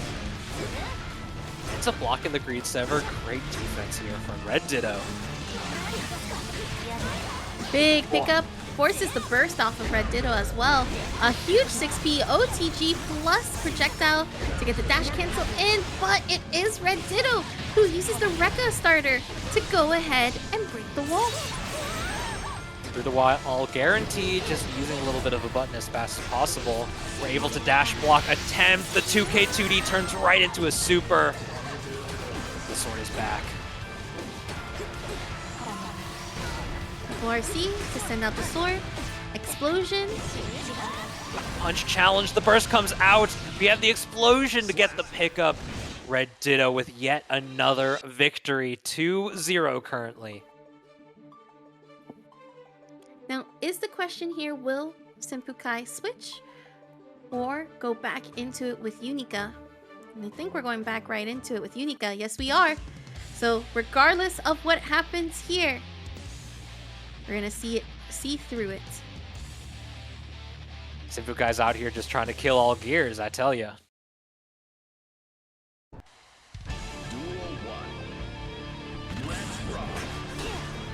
Patient play here. The dash block on both sides. Using that range to advantage despite being just a little minor. A slight backdash, but some of these buttons, you mentioned it earlier when we were seeing Marvelo and Sloth. Oh. A lot of good buttons to try to catch you and get those counter hits much needed, but that 2K in straight into the overdrive is going to lead in a good spot for RedDitto. There's the 2K knockdown. Here we go. We're able to block it this time. This is going to be solid corner carry and solid damage. Just turns it into a guaranteed knockdown, not risking rooting, using the enhanced DP. So that's minus now. The 6B comes out in preemptive fashion. I swear, Ondo is just grounded and Senga. Ondo now is just grounded and Senga. Right there to air is one, but the DP response after being on the ground. Guard Crush tries to throw out Rock and catches the whiffed 5K. SK! Shout out to the raid! Welcome! Thank you so much! As we're heading into this match with RedDitto versus SYMPHUUKAI. Thank you so much! RedDitto's so careful with how they press their buttons. Now with 100% attention on their back, SYMPHUUKAI's got to be thinking about it. Goes to the cross-up. RedDitto actually paying attention, and just the straight dash forward. This is going to turn into damage. This is going to turn into Calvados through the wall. And a victory! Oh! And a kill using the red wall assault pickup. RedDitto 3-0. Happy Chaos versus Millia. Yeah, this is going to be a tricky matchup for the likes of Millia. If we can, of course, smother Happy Chaos, then that's going to be golden, just like any matchup. But Happy Chaos having impeccable grounded normals is going to really be able to contest with the absolute speed she exercises on the ground. Not to mention, just having access to that reticle means that Millia is going to have a hard time moving if she wants to move in the air. So this is going to be awfully tough. Well, talk about pressure. Double jump, plus on top of that, the steady aim. Red RC, and just gets the slice of OTG afterwards as well. He was reloading his emotional support bullet before he got the victory there at the end. Well, puts up the steady aim, but because we're on the ground, with no curse applied, it means we can get right in as fast as possible. But unfortunately, doesn't have the range in that instance. We're going to the corner here. Being awfully safe around the burst. Doesn't have the 50. Eho very aware of the resources and how to play against a character like Happy Chaos at the moment. Glad you mentioned about resources, Dasha. We're just getting that concentration meter fully back up, but we only still got 2 bullets in the arsenal. Hiho, though, up on the healthy blue RC, but the curse goes ahead and gets thrown, but not going to be able to fully capitalize here as Hiho takes it up thanks to the follow-up RCs. Hiho maybe getting the playing against the reactions there with the psych kind of cross-up. Oh, there's another counter hit. Jack, you're pressing buttons. Gotta holster your gun, baby. Talk about the farthest of hits. And that's a corner carry, but we got burst just in time to get the get off me tool. But again, this is Happy Chaos. Capitalizes every single hit with a gunshot, and then you get Deus Ex Machina right up on the board. This is one of the better win conditions of the game. Happy Chaos getting you through the wall with 50% tension. This is going to be hard fought here, but we're able to backdash the bullet, but doesn't capitalize fully. Miss spaces, going to the corner here, turns it into a mix-up. Same side, but the commando roll cross-up allows for the victory in game number 1.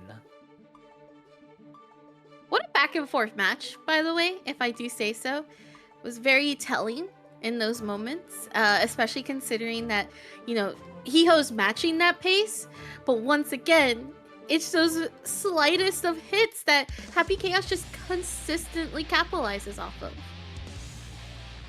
I mean, Jack is definitely the happy chaos. Like For sure. right now, there is basically none that does better than Jack, but Hiho's putting up a fight. But I do feel like every time that Hiho takes a risk, it's such a big risk against Jack. Big risk, though, comes with big rewards. And we're going to be seeing that from Hiho this time around. Artemis Wing avoids the aim shots. But again, right outside the range of the heavy slash, the slight walk back just completely escapes it. The punish through the wall turns Happy Chaos into a happy camper here. The delays here just helps him build this meter and the focus. 5D, and we're gonna go through the wall. No, this is a resource. Another hit's gonna be able to do it, but we don't have the tension for the hard knockdown. Using faultless defense, backing up just a little bit. Hiho still not getting that bar of tension too late. Absolute patience here from Jack. A masterclass in defense. Is not worried about what Hiho has to fight with. Significant damage right now from Hiho. Gonna dash up right in. Bad Moon goes ahead and gets the overhead. Goes for the side switch display here. And the slightest of the follow up, but that is gonna allow Jack to get some momentum, forces the burst as well, plus the blue RC to drift down and recover quickly. And big pickup right here. Gets the side switch, another grab, and a safe jump plus the double jump overhead. And we're just gonna see Hiho try to get out of here with the Rose, backing away from the Artemis Wing, and Jack is the winner of this scramble. Jack, your defense is kind of nice, dude. What the hell? I agree. Very much so. Very nice. Oh my gosh, that was just absolute patience. There's just something about the top level Happy Chaos players that trains them to have great defense. And I'm going to say that and eventually just be proven completely wrong while Jack just mashes and gets absolutely rewarded for it. But Happy Chaos having no defense other than the universal options really trains these players that have thousands and thousands of hours into having the proper ways to choose and cycle your options while you're holding down back. You know, that is very true, and I'm glad that you pointed out that about that defense right there from Jack. It's just being consistent and understanding of what exactly Hiho's been throwing out. And like you mentioned, using faultless defense, using those universal mechanics, and then here, Hiho finally able to get something of a pressure. Called out for a throw, but wasn't able to get the air throw this time around, and Hiho should be able to finish this off. No, instead, gets the reset. He's gonna have to try to chip it out here, and with the Lush Shaker, does so. And the instant block maybe gave Jack a little bit of hope there on the end, but was able to seal it. There's the hard knockdown off the Artemis. Just goes for the raw Bad Moon with no meter available. Very brave. What an air throw attempt and tech by both these players. Ooh, I felt like there could have been a... there. Yeah, I felt like Jack may have tried to call out the Gold Burst, but wasn't able to block in time. The air-to-air, though, is one this time around, plus the dash cancel, and then we get the overdrive to go ahead, replenish on resources, gets the hard knockdown. This is just a dash up 2K into Tap Dust, and easy shots right now. That's why Happy Chaos is the character for champions. There's no way that you could build this character with the vision you have now without making him, at very least, like an A+ kind of character. It's absolutely insane. The hit that he's been given is absolutely crazy. Just an attempt to get for the burst bait here from Hiho. What's something I've been noticing from Jackie is, again, that defense, not gonna let go of that burst unless they absolutely have to. And he is gonna get stuck right here as the overdrive is gonna complete. Still perfect on Hiho's side. Tries to go for the stage jump and catches the backdash. Something I really want to point out here. Millia is a character where her pressure on the ground is pretty I don't want, maybe not vulnerable, maybe not weak, but FD really sort of forces Millia to take more risks than you may be comfortable with. And Hiho is just so keyed into how Jack is using faultless defense while he's blocking the mix-up. We saw so many empty air dashes or simple dashes while Jack is just patient holding down back and forcing him to waste meter while FD is just doing nothing in those instances. Oh my goodness, I blinked and now we're just overdrive coast to coast city here for Jack. I mean, Jack took offense in the last game. This is the way he's playing right now. He's playing like Hiho just insulted his mother. The slightest of backdash though from Hiho to get the blue wild assault on top of the wall break in response to all of that. Talk about 2P trying to connect it or Gatling it into 6P, but it is Jack who gets the counter hit off of the Artemis wing. Very interesting decision to use Artemis as sort of a retreating hitbox there. Unfortunately, they didn't react to the distance in time, and now losing that round and losing the resources, turning into a strong position here. A strong position. Deus Ex Machina, full resources with the focus, and Curse applied too.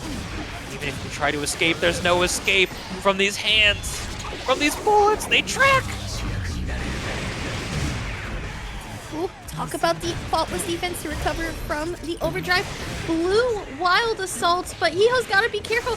2K, 2D, and we're gonna be able to get the corner control right now. It's just a mix-up. Gotta be careful with the farthest hits, and there's the 2P. Very what nice of them. The hexadecimal. I search that up. I appreciate you cooperating with the bit. Well, here we go. Diving right in, we got Goldlewis versus Ramlethal. And as is tradition, RedIAmNot chose the player one side so we can have Birthday Train playing. Classic RedIAmNot. Slightest of tap dust. That's gonna force the burst from RedIAmNot. Gets the reversal, paying attention. Very heads up. RedDitto seeing those sparks. Okay. Throws away the sword. And that is not gonna have an explosion, but we do have the dash up throw. Alright, here we go. Back at it once again. Essentially, brand new round. As we're gonna see RedIAmNot trying to get out of this corner. Sword goes throw out. And we got the slightest of 5Ks to clash here. Behemoth Typhoon coming in. Yeah, right when we're rebuilding our swords, and RedDitto well aware of which sword is available at which time and which opportunity. Here's the knockdown though. Very patient with how we spend them, because if we're down a sword with no resources to get back into the offense, it's going to be tough. Oh, we take the corner here? Never mind. We were just trying to kill there. Yep. Unfortunately was not able to extend the combo, forced the recovery, but like I mentioned, the slightest of hits will be able to succeed. The Rekka gets started, but gets fully bursted. Oh, I didn't realize that the sword just deletes a high-level drone like that. It's random. It's not surprising. Her swords go through projectiles. That's just the nature of them. So durable. Alright, very much a hard knockdown. Safe jump. Plus, we're gonna go ahead and get the dash up throw and get the strike throw. And again, considering how her swords were adjusted in these last couple of patches, it just made her such a stronger character on the strike throw side. I mean, that's sort of the bulk of her mix-up. And while RedDitto and SQ have definitely elevated Ram to a character that can have strong high-low options, the bulk of how she structures her pressure is where are the gaps? How to escape? How do I escape? Where are the gaps? How do I get her off of me? And when throws are in the back pocket, And especially with the way that they change risk, it's going to turn into a hard to deal with situations for just about anyone on defense. Oh, the dash block 3 times into the 2S. Wall is shattered, and this is another safe jump. A bit of some just blocks here. Throw tech into play. The clash on the Behemoth Typhoon from the 6P, and we're gonna see Burst locked out from here. And I kind of agree with RedIAmNot's choice to actually hold on to this. Try to see what they can pick up. Blocks the Mortabato, and that's a big launcher, and we're able to try to chip out in this situation. We're low on tension, but we just get the raw 8-6-2 with the security cancel, making it extra tricky to see. Already one of the faster overheads in the game. The 5K catching RedIAmNot's jump, and this is a big corner carry that's gonna allow to shatter the wall again. One of the true strengths of Ram, especially since the Season 4 balance update, is she's able to convert 90% of her hits, 90% of her connections into a wall break situation. Oh, but spectacular defense using the backdash blue RC. Gotta be careful with 50% tension and a growing security bar. We gotta watch out for burn it down. Oh no, but we just go right into super here. And good choice of an overdrive as well to make sure it kills here. Position here of players. The JH actually connecting, beating JK actually from RedIAmNot. The spacing so impeccable. The swords just sitting there like a graveyard. Silently waiting for their owner's grasp to go ahead and wreak havoc. Let's be a 10. We're staying in with the RC. We're going to be able to turn these knockdowns into further pressure. There's the delay overhead using the distance and the normals, make it extra tricky. Calvados, this is plenty of damage, but not enough to kill. Love that. We've been seeing every single time RedDitto going for the jump in overhead, or yeah, I would say jump in, safe jump. But instead this time around just did the dash up jump or dash in jump, and then went ahead with the 2K to really mix it up there. So that was really nice there from RedDitto. The conditioning that is happening, and RedIAmNot actually holding on to 0-4 points right now. Probably one of the first times we're seeing that here tonight, as RedDitto is just establishing such a dominant gameplay. I mean, that's the quality and pedigree that we expect from a player like RedDitto. Is ultimately one of the most consistent players in the game, just historically. There has not been a time that I've seen RedDitto at an event, online, offline, that I haven't seen him in top 8. Few and far between. That speed. She's so fast. She moves so fast. Mortabato. Big setup here. Once again, going for the 2Ks. Follow up, and then the tap dust for the fast RC. And RedDitto now on potential set point. The 5K catches. The round start 6-8 forward to the corner here, turns it into a wall break. Red builds a burst, but takes a lot of damage for his troubles. Or RedIAmNot, they're both red in this case. Oh, just crank that risk there. Slight staggers. And we got a slight walk back, but RedDitto was pressing a button. And a good patience to not use burst in this situation. Both characters are both players are still holding on to their defensive burst as well, and just waiting for the right opportunity. There it is, used after that moment, because we've seen RedDitto follow up and capitalize every single time with the 5K into Rekka. Game. Hondo pulls in a little bit more, able to get the overhead there with the flip. Turns this into a wall situation. We elect to go for the break here, build some resources for our own. Once we have 50% tension, that's when we're extra scared. Oh, what an instant block! Beautiful Defense. Response. And OTG to end with the sweep. RedDitto taking down RedIAmNot and sending the other Red down to losers. I select my character, I select my color. I put on Disaster of Passion, I say good luck. Short and sweet. He had the headphones on and I didn't. Society. So he was listening. I had my friends behind me cheering me on. It was really fun. But this is a completely different matchup. These are players much better than I. This is Kreator versus Cheryo. Mind you, I won the first game. My opponent went right back to character select and changed the screen. Changed the song. Beautiful. 6P What a to stop the spiral arrow as well. That's how you know we're reacting out here. Just blocks. And it is Kreator that's trying to win some of these scrambles. Something similar that we were trying to see before, being more challenging this time around. Runs under, gets the 6P, the little throw shimmy, the stop and dash coming in from Kreator is so tricky, but just one single hit is enough to get the seal up. Cheryo, that's the damage, that's the bulk of the Secretary of Absolute Defense. Walks out of the corner. There's the deflect shield. And there we go. That's the wall shatter.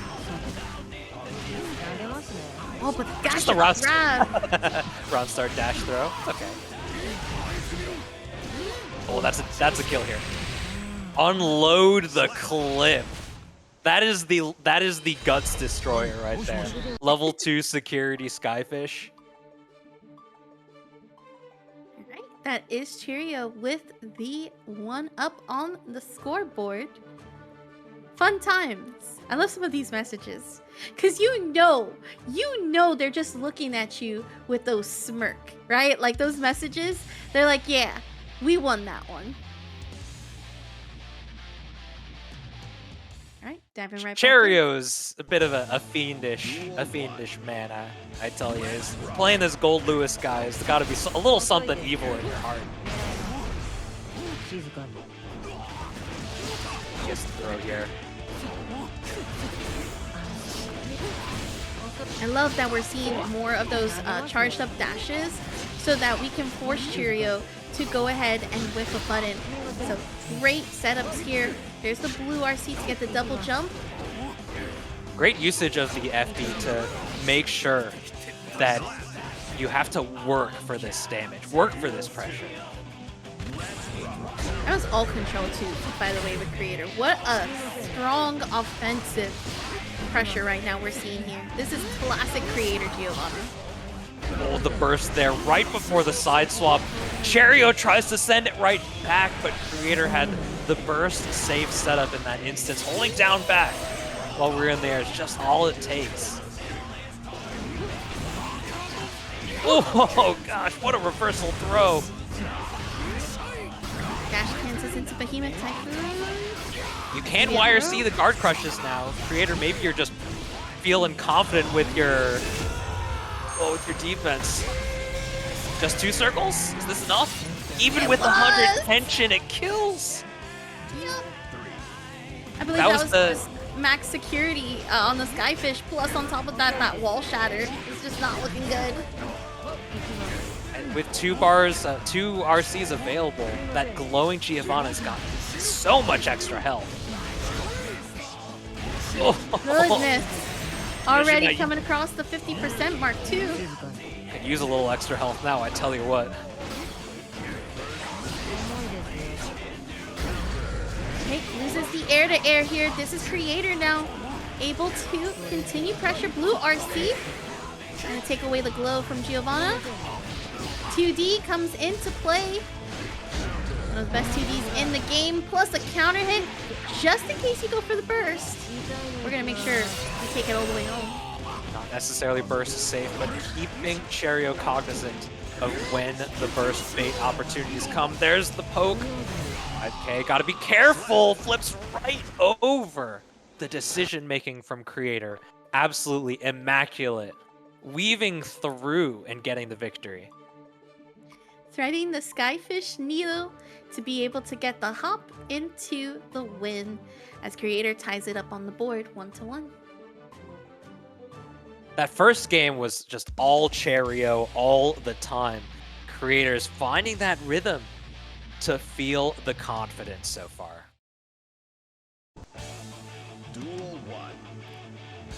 Yep, diving right back in. Already just blocks, plus the 2P to stop some of the dash up offensive pressure. And again, arrow plus to get you going for the strike throw.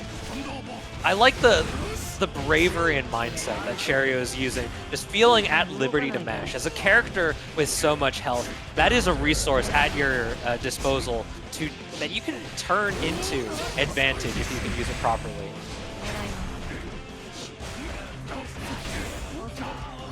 Charging up on the dash. Slight trade here, but this is big pickup here for Kreator. That should be able... No, the slight drop! Kreator's being very aware of the YRC attempts. This is the Kara, it doesn't punish them. Oh, the White Wild Salt connects. We spend our resources. Blue Wild RC is able to turn this into the combo with ease. Cheryo so patient, using the resources when it matters the most in situations that are so strong. Tried to 6-speed to call it out, I believe what was supposed to be the arrow, but now we're going into overdrive here on Kreator's side. Plenty of damage. It's gonna build some resources though. Oh, what a mash out! 2K2D turns into hard knockdown with the Behemoth Typhoon. Oh! Pressing at all of the right intervals. Ooh. There's the jump in. Doesn't get the Behemoth connection. There we go. This time it does. Blocks the burst. And Cheryo up 2-1. I don't blame him either. Cheryo with the Behemoth Typhoon, especially with the huge bounce on the 486. You still get so much time to go for an OTG if you want. Just holding down back in a situation like we just saw is really heads up play by Cheryo. Really keying into Kreator's panic in the end. A bit of a do or die situation. Maybe not a panic, but do or die. It's sort of a damned if you do, damned if you don't. Alright, Cheryo standing really strong right here on from that game 3. This time around, gonna have to close out the deals. Already full bar on the security meter. And Kreator able to get the counter hit, forces Cheryo to use that burst. And Skyfish trailing just a little bit on the hop. It is 2021. Goldlewis is putting out level 2 security Thunderbird. It is 2025. Goldlewis is putting out level 2 security Thunderbird.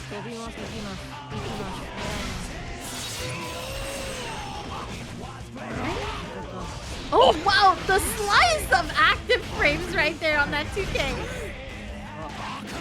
Nice and patient. Playing around YRC potential. There it comes.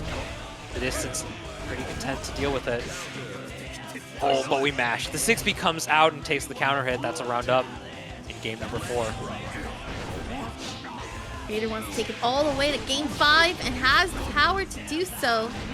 Some of these just blocks, though, are going to probably prevent him. Love, though, this perfect offensive pressure. The 5K tries to go for the tap dust and wins some of these slow, low trades as well.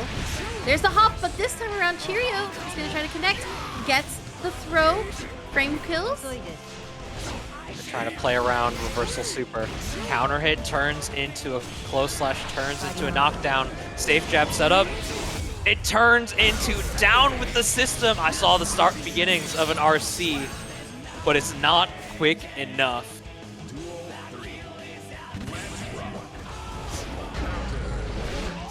Big counter hit here for Kreator. Another one. This is a big one too because of the launch and into the overdrive. Cheryo maybe preloading the defensive button mash after the instant block. 100%, close to 100. There's the full stick. Already spends it. The quick RC, we're able to keep a little bit. The throw whiff doesn't have resources to spend. If we can go through the wall, that's tied up 2-2. Smart choice with the red wild assault. That does take away a little bit of your burst gauge, especially on hits. So will also allow a almost immediate wall stick depending on the route that you're going for. So once again, great plays there from Kreator. Very smart. He's locked in, as I mentioned. And now it is game 5, 2-2 on both sides. Yeah, these players are scrapping. They're fighting. These are boxing type of characters. Giovanna likes to, maybe likes to put on a facade of the in and out with punish game plan, but she wants to box. 2D trade in favor of Cheryo there. We're baiting burst. We're baiting burst in top 8. Oh, you definitely saw that. Yep, we're definitely trying to make sure Cheryo utilizes that burst at some point. Question is, will Cheryo bite? And does this time around? It's 2025. We do burst into level 2 security Thunderbird.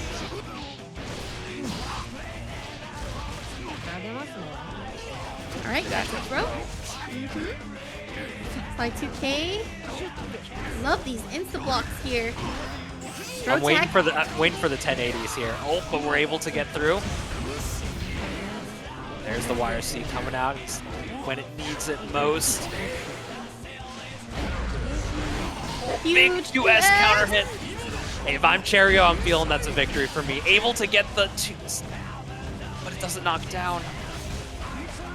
No ends here. Cheryo playing patient, and there's the dash out throw. That's the thing, when you play against a Giovanna like Kreator, and you start playing patient, that's sometimes probably the worst thing you can do. Because now they can easily start up the strike throw game. That easy auto time meaty here. Mash, there's a bit of a trade. We're coming on down. K2D, here's the knockdown. Oh, I see the start of a close slash. Yup. Up through the wall? Oh, just barely not close enough. Like 2Ps. That's a big jump in. Kreator doesn't have burst either. So this is gonna be big damage deflect shield just utilized. But huge blocks the burst, and Kreator takes it and stays alive in this top 8. All across the course, and you gotta be able to catch up. Got Lewis Hamilton on the sticks over here. Duel 1. That's the depth of my knowledge. I'm sorry, Chad. I can't go any further. You tried. You tried. Alright, here we go. Starting off real strong already. It's gonna stop right there. 6P forces the burst from Classified. I mean, in the year of our Lord 2025, we hit 6P in Guilty Gear. Going for the wall break. Just wants to guarantee the damage rather than taking a mix-up, despite the addition of the hard knockdown on Artemis. So tricky to deal with. So hard to maneuver around. Gets the throw crush with the 6H. So dense with the layers here. Ehos just keeps moving. Gorgeous extension too, by the way, was able to go right under and keep the combo going for the kill. So this is Ehos momentum. Right now, Classified trying to get out of the corner, charges up on the dash. Blue Wild Assault, better said. And because of flawless defense, creates a little bit of spacing to get a counter hit. But Ehos keeps going. Awfully patient. There's the burst. Making sure that it's actually of use here. RC turns right into the throw. Ehos just so laser focused in.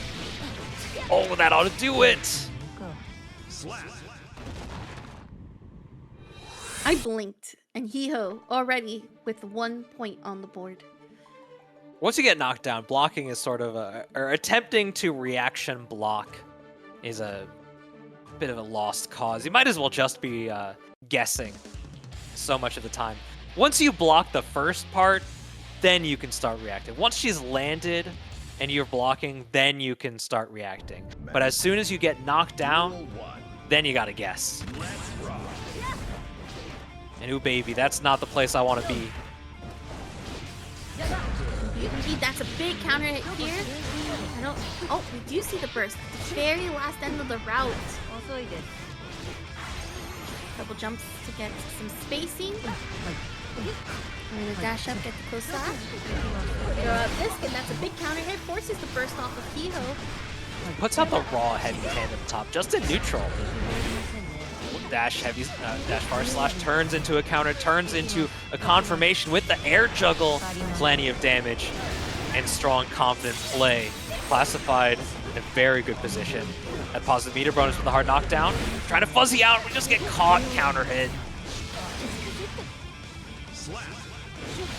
Good stuff here from Classified. What a change as well too. Able to establish more hits in. We are going to see some of those charge dashes as well this time around. Gotta be a little bit careful. He has been known to interrupt and really get out of this corner. But we have the hop to stop Artemis Wing also coming through, plus the side switch Blue RC to cash and slow down. And this is big damage, by the way. Very well placed, recognizing the 2K, still able to punish it despite going over with the BRC. It's going to be tough for Hiho to get back in this situation, but once you get the knockdown, it's going to be an awfully strong position. Knockdown this time around for Classified, and now Classified ties it up against Hiho 1-1. Pretty quick response as well. Hiho is awfully fast, getting those mix-ups compounded in the first game. Classified fights right back. Those heavy counter hits, those strong strike throw pressure turns into an extraordinary favor on the side of Classified in that game number 2. This is game 3 though. More cycles, more repetitions. We move forward and we adapt. What an air grab call out, but also what a gold burst call out here from Hiho, who's now on the side of positive bonus, already finished up, has the first bar of tension to work with, but it won't do you good if you're gonna have to hold all of this damage. Who uses the Kara off the Chave to build the tension for the wall break. 100% though on the side of Hiho. It's gonna be tough to deal with. Yeah, not close enough to get the true meaty. The blue RC turns into a connection. We're gonna save our burst here. Smart. That's when you know you're just like, okay, time to reset, refocus up onto the next round. We're gonna start it off with the jump back into Artemis Wing. Another Artemis Wing, but this time not landing. It's still maintaining pressure and counter hit here. Throw disc goes out. We're gonna use Spiral to actually avoid the entire floral. 6P clashes, and now it is Classified who's gonna use that blue RC to get the throw. Another go burst on the side of Hiho, but again, you have to capitalize. Get your resources used. Distance on the Iron Savior, hard to deal with. Counter hit's gonna be a good knockdown. Double cross-up throw. We've seen that a few times from Hiho so far. Oh, this is where it starts. This is how it ends. Just another hit to tie the rounds. And getting that gold burst put Hiho in a much better position. Not only did they get all that tension, but they built up some burst that's not insignificant. I mean, for the overhead? Rose? The compel cross-up. The cross-up same side. Oh, and what a the counter favor hit! Deflect shield! Chippy death here with the overdrive. It's gonna be close. No. Another hit ought to do it. Just goes for the cross-up 2K 2D. Not even canceling the Mirage. So many of the Millia players, ever since Mirage has been introduced, they love the hard knockdown wall break. They just do run up, Mirage, fake cross-up, and then the Artemis goes to same side. It's cheeky. It is definitely cheeky, but if you learn the fuzzy timing, you can air throw it every time. Right. Hiho sitting nice with that 2-1 lead. And that's always really good, right? To like actually get this next, or rather get the third match, because it really sets the momentum. So now it's just a matter of closing this game out. It's already different than what we saw previously between the two. Classified has won a game against Hiho in this set. He gets the big pickup. Counter hit heavy slash turns into so much damage here, as well as a hard knockdown off the wall break. Ooh. That has to be like 40% right there for Hiho's health. And no burst as well. Yep, this is entirely classified match. This Millia character has got no health. Oh, it's just raw Iron Savior. That's the Millia classic. That's been going on for been going on for 20, 25 years. Tap dust to go ahead. Wall break. Dash just going for the raw DP with RC on backup makes it plenty potent. There's the burst though. Classify's trying to fight back here. Ooh, jumped away from hair car. The movement there, just the quick cheeky left right. It's so hard to see when they're right below you. You have to be really keyed in. There's a 60. That look classified maybe having a little bit too much fun on that one. Flush shaker. And then 2D to end. Potential set point right now for Hiho. Trying to get into the air. Compel. Mix-up situation. Very cute. Tries to get the delay there. Doesn't actually connect with the JD. 6P a little early there. Trying to preempt it, but classified is able to get the punish. Faultless defensing, but gets opened up by the 2K. This is not good. There's I would have blocked overhead too. Ooh, very scary buttons, and Classified ties it up 2-2. Just holding on to the burst, maybe trying to check a little bit of a bait there, but now that we're this deep in the bracket, loser gets 5th here, by the way. Now that we're this deep in the bracket, sometimes you just gotta send here. We wanna cut this pot here. It was $100, $112.50. Mm-hmm. That's not insignificant. Duel 1. Let's rock. Not bad for a Monday night of amazing Guilty Gear Strive matches. Potential to get more. You already know, 6P. Gonna catch you off guard, plus the 5K double taps. There's that Iron Savior mix there. Unfortunately, doesn't rely on a confirmation, just goes for the double mix. The backdash on the BRC catches a 5P now with the spiral arrow, and this is going to go through the wall here, ending it early with the super just to guarantee it. It's also a great way to be able to establish more pressure right now. After that wall shatter, the double overhead thanks to the jump P. Oh, just Iron Savior. The JH hit from so far away, too. Oh, the instant block, we didn't get the punish. Millia does have a button that can punish it pretty cleanly. Flush shaker, keep you on your toes. We are getting defense galore. Yeah, but we just keep spending the green bubble. We're so close to just running out of tension. Likes to spend some, but the dash, bar slash, the late hits. The 2 and 3 connect. This is now set point here for Classified. Comes out to avoid the grab, but yep, no punish, no counter hit, and it's still Hiho who's going to be able to get this corner and wall shatter it from it as well. Positive bonus into play. Plus we have a bar extension to work with. Yeah, Classify's definitely not going to be using any burst here. We're going to final game, final round. Sometimes you just full send Iron Savior and it works. Gotta trust him. I mean, Hiho had the tension, but sometimes you just, you feel it in your chest. When in doubt, Iron Savior it out. Bill gets the counter hit, but not quite with the dash bar slash. Oh, but here it is. Speak of the devil. We're going to be able to go through the wall here. 5D connection. Super to seal it. Classified. Moves on to the losers semifinals. Yeah, I hope you're not sick of the character. This is 4 sets in a row of her. You know what though? It's nice to see her. Let me tell you, it's really nice to see her, especially in a world where we have Goldlewises and things like that. There's the signature birthday train. Yeah, you gotta beat RedIAmNot to the player 1 side if you want to hear something that's not birthday train. It's funny because RedIAmNot was literally the first person in the lobby.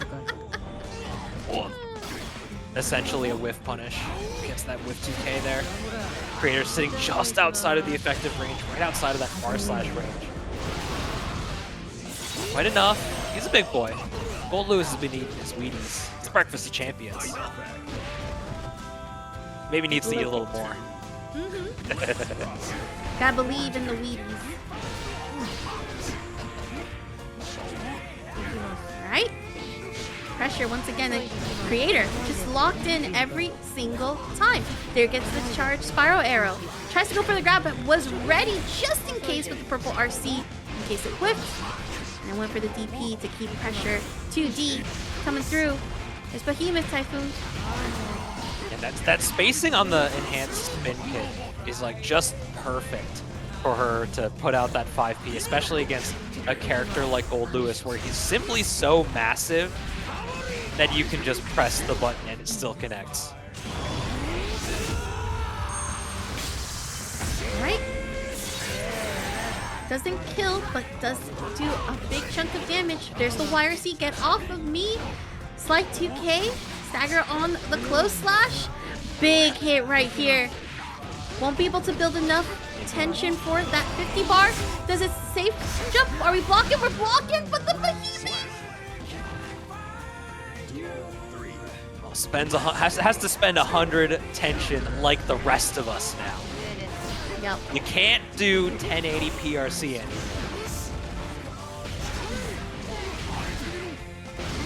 Gets the pickup. Side here. I'm blocking overhead. I got hit. I swear that the first time anyone does the jump cancel forward drift BRC, they always do the double overhead. Just blocks from Kreator. Yep, but the backdash is gonna get caught as RedIAmNot up on the board.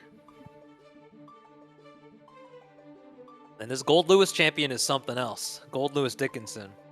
In this Behemoth Typhoon, your life bar melts away hit after hit. And while the risk changes punish consecutive hits, just raw hits deal so much more now. And a character like Goldlewis, where a single Behemoth Typhoon might just connect against you, especially if we're just trying to play that corner pressure game, you might just take a little bit of extra damage consistently. I admire that our system works is still tuning the risk system. Yes. But there is still more work to be done. It's definitely something you want to be very mindful when you're tuning in or tuning there's the YRC. mechanic. Yep. You can YRC guard crush now. It's You a can great YRC feeling. guard crush now. Sometimes we forget. You're still getting used to the new patch. You know how it is. Okay, trades. 2K2D, great pickup. Should be able to. Maybe not. It's Yep. close. Okay. Yeah, if we had kept the tension rather than preemptively RC, but instead we're just a little bit on the edge. Just on the sweetest of edges. Now, here we go. Double jump. Okay, Oh, the love 5P the anti-air. anti-air. Ashy elbows. Skyfish going out. Blue RC to avoid it completely. Just in case you want to meet air to air, it's gonna be Kreator who is gonna be able to counter it. But deflect shield to try to say, hey, I'm keeping my turn. Spiral arrow gonna be able to get the counter hit. Just unloads the clip. Says this is free damage. You're not spending your tension to block this. Ooh, blue RC. Love the jump P to keep the combo going. And Kreator says, hey, I'm here. We're getting that one on the board. I mean, Kreator just won over Cheryo, so they're a little warm on the matchup. That's true. Yeah. So right now it's the Goldlewis gauntlet, and Kreator's adapting. Kreator is just so impeccable at finding the right spaces to always and constantly and consistently be a threat. While Goldlewis doesn't have low range. He has pretty solid range. It is more of an effort to play the range that Kreator is playing at. Because 684 Behemoth Typhoon, great poke. Great button, especially if you're just throwing it out. Hits so long, so active. But Kreator's finding that perfect spacing where anything that you press is going to get punished and it's not going to touch me. What a great 5K response to be able to try to go ahead and corner carry. This is now burst from 2K to going ahead and getting the dash up. Now that bar slash. Yep. Ooh, beautiful anti-air. That's a big pickup. RedIAmNot not going to burst at all here. She's glowing green. She's glowing green like a Monster Energy. Oh, she got hit by this. Yep. The back Kreator dash. was trying to do backdash BRC. Oh, Oh, but still so connected. RedIAmNot trying to press on the button. The 2P, I thought that recovered in time. Geo's, it is not instant after the flash. There is still time after the flash before the hits actually start coming out. Boldy press. She low profiled the 2P. And this Geo character. She needs it. There you go. Another overdrive. I mean, you're right, but I'm still gonna be upset about it when it happens to me. YRC, get off me. Right when the Behemoth cancel happened, so we already spent the security too. Patient play. Right Love it. -3. You can't RC that anymore. I believe Kreator had gotten hit by White Wild Assault. I'm not sure if it was by RedIAmNot in the first match or if it was from like Cheryo's last matches, but Kreator was just waiting for that White Wild Assault so that way it can punish accordingly. And Kreator's got their eyes on the screen right now, playing the game with vigor.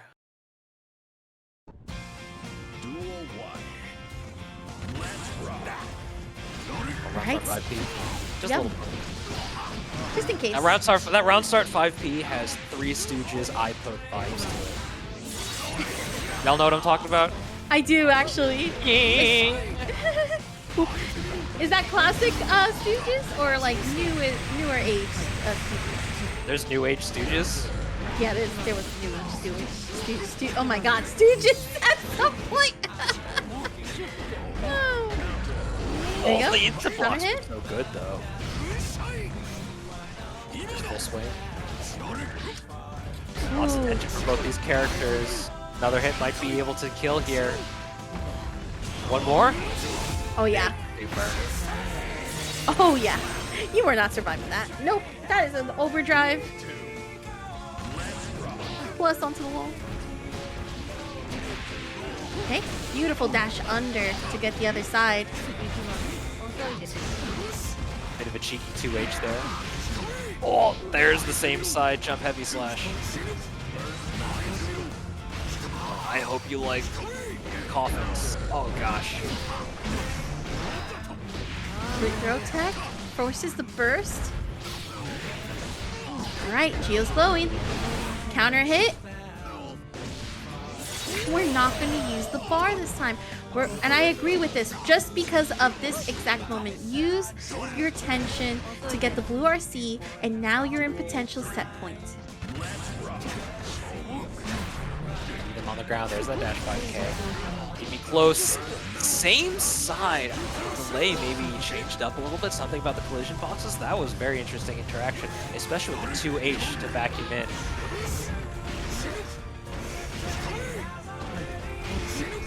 Still no bar for the YRC. You gotta hold all of this guard crushes. Now you can do the YRC and you get the spiral arrow to actually force yourself out of the corner, but 6P from RedIAmNot. That jump, just a bit of a change to the momentum. 50% tension, able to turn that into more block pressure. Escapes the throw and gets the cross up when they weren't expecting it.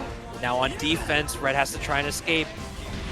Center stage, tries to anti-air, but the JH, it just hit too deep. And that is going to tie it up to game 5 between RedIAmNot and Kreator. I felt that Kreator was almost there, just the tiniest bit of there. Needed a couple more hits for sure. But regardless, it was RedIAmNot who just maintained control when getting out of the corner and just bringing it right back up. This is game number 5. We are not unfamiliar with these tonight. We've seen a handful on stream tonight. With the 2K, low profile, the JD actually. Interesting interaction. Started there, we're just trying to change up the rhythm. It's a burst from Kreator's side. Purple RC, and now we have the dash up. Guaranteed burst point there off the far slash. Lets us reestablish, basically corner Kreator there by putting up the Thunderbird. Ooh. Inside the range. FD out, so there's no longer a 50. Gains it. 2K turns the Beam Typhoon. What a block there on the cross up. Oh my god, the blue RC for the shortest of overheads, and look how much damage from the risk that was there. Deflect shield, the slightest of backdashes from Kreator. And we're gonna go for the grab, but it's gonna get counter hit, and now RedIAmNot back on the set point. That JD is still quite good. Still quite good. A little early, maybe expecting something else rather than the spiral arrow. Connects to the wall here. Hard knockdown. Gonna actually go for a grounded dash up and force the burst. You are not free to get in on me. We change to the corner. Unfortunately, 6H doesn't pick. Double overhead there. Ties it up on rounds. Kreator with 50% of their burst. RedIAmNot building close to 1. But Goldlewis, heavy character, lots of life. Gonna be able to build a burst a lot easier than other characters. Not the start that you want for Kreator, but the start that you need for RedIAmNot. And a little bit of health left to go. Cannot take any of these trades. Gonna go for the grab and try to set up. But of course, Chipp unloads the clip. Oh the spiral arrow, gosh. it goes through the projectiles. Are we gonna go for the super right at the last moment? Hard knockdown. RedIAmNot with 100% tension. Gotta be careful. 1080. No. Put the bubble up. Uses the flex shield to escape. Is that close enough? It connects. If we break the wall, this might be a kill. It does! Kreator fights back with a sliver of life and takes it 3-2. Do you have the Ram returning this time around for RedDitto? Oh, apologies. I was confusing RedDitto with another character, with I think SYMPHUUKAI from the Unika earlier, but it's all good because we wanted to see a classic TNS match here, which is Jack on Happy Chaos and RedDitto. And what an absolute fiend. He tried to do round start RNG shot. Are you just really built like that, Jack? That was rude. Well, what a confirm! That was so late and still had the reaction for it. And Happy Chaos, lower health character. Ooh, beautiful throw tech. That is actually another follow-up throw from Jack. Blue RC though, not enough to get off, but we have pickups and pressure. Oh, what a poke out! Tries to BRC forward, just gets caught with the 2K. Now here's the mix-up, fuzzy overhead.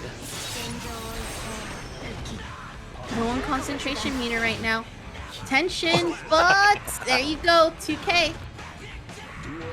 The ICRM Intercontinental Ramlethal missile. Right over the curse there. Very astute. Patient play here. We have our sword still. We poke out. Jack is able to find the gaps here. Elects to take the positive meter bonus rather than risking anything on the wall slump. Oh, and what a change in the air trajectory, making it so tricky to keep RedDitto pinned down. Patience here, unable to get the car FD. All right, they're trying to go for the air-to-air. And RedDitto able to capitalize or connect on Mortal Bato. And a great patience on the 2K, called out the sword explosion. Straight up staring at each other. RedDitto's just waiting for the YRC. Didn't come out, and they decided to press just a moment faster than Jack takes the first round. First game, in fact. It's so interesting because you know how many times these two have probably played, that at this point they're playing on like probably the 30th layer, and the 30th layer is literally like, let me just stare at you for a second and figure out what you're gonna do, because at this point we just gotta figure it out. My favorite thing about players that have played each other far too much is when you see them do something that is just absolutely stupid, but they have a completely justified reason for doing it.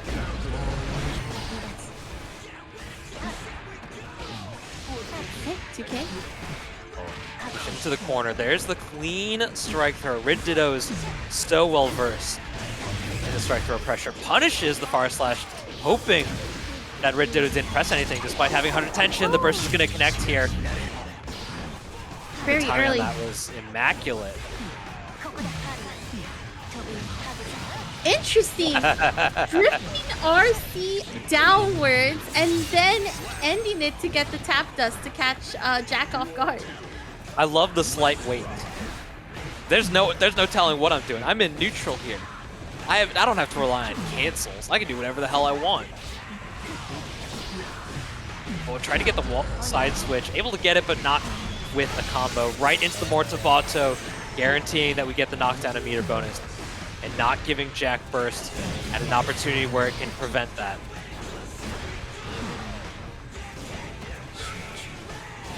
Parking up on some of the concentration.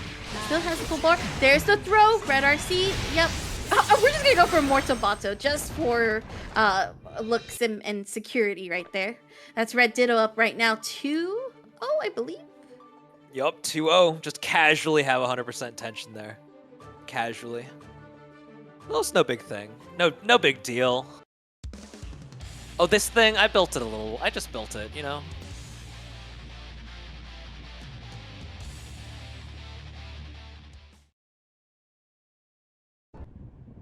All right. Going right back in. No stopping the momentum. And the dash goes right under the curse as well. That's the first layer of playing full screen against Happy Chaos. That is a burst used by Jack. There's the 2K2D and a dash up throw, plus the red RC to get the bounce combo on top of the gunshot. And Stain State, or rather Curse State, better said, apply. RedDitto jumping up in the air like he's still used to the jump heavy slash being 25 frames active. 26? What's it at that point? What's the difference of 1 frame?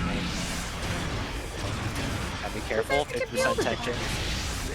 Oh, we didn't have we had the gun still out, especially with 2 swords. But we jump right over the Ondo. Jack is able to seal that round. Tries to backdash away from the shot. And there is Curse applied as well. Back on the neutral side. The far slash getting fully. Early super as well. This is the guarantee. We don't want to let them burst when we don't have to. Especially when we can guarantee this positive bonus and use the RC for the burst bait. The connection, the pickup. Close slash begets a perfect for Jack here. That is Jack on the board right now. Much different momentum that I saw from Jack here. I saw a lot more curse applied, as well as catching off a lot of whiff buttons with gunshots. So very nicely done. A little bit of adjustments have been made that have definitely challenged RedDitto. I swear, they designed Happy Chaos like a Blaze Blue character. He has a drive button. The heavy slash is just the drive button. Oh, just getting clipped by it. Oh, trying to put out the far slash. Burst means we have to stay away from our swords, but we're still moving forward. We're not afraid to fight back, especially with the curse not applied. Ooh, beautiful. I was gonna say too, no fear with the 6P. Probably one of the best 6Ps in the game. No fear. Use it, especially if you want to close in on the gaps.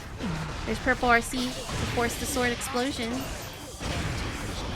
Just get to do whatever you want after a 5P is Happy Chaos, but you can't do nothing when you don't cover those gaps with the throw reversal. RedDitto able to put up the set point now.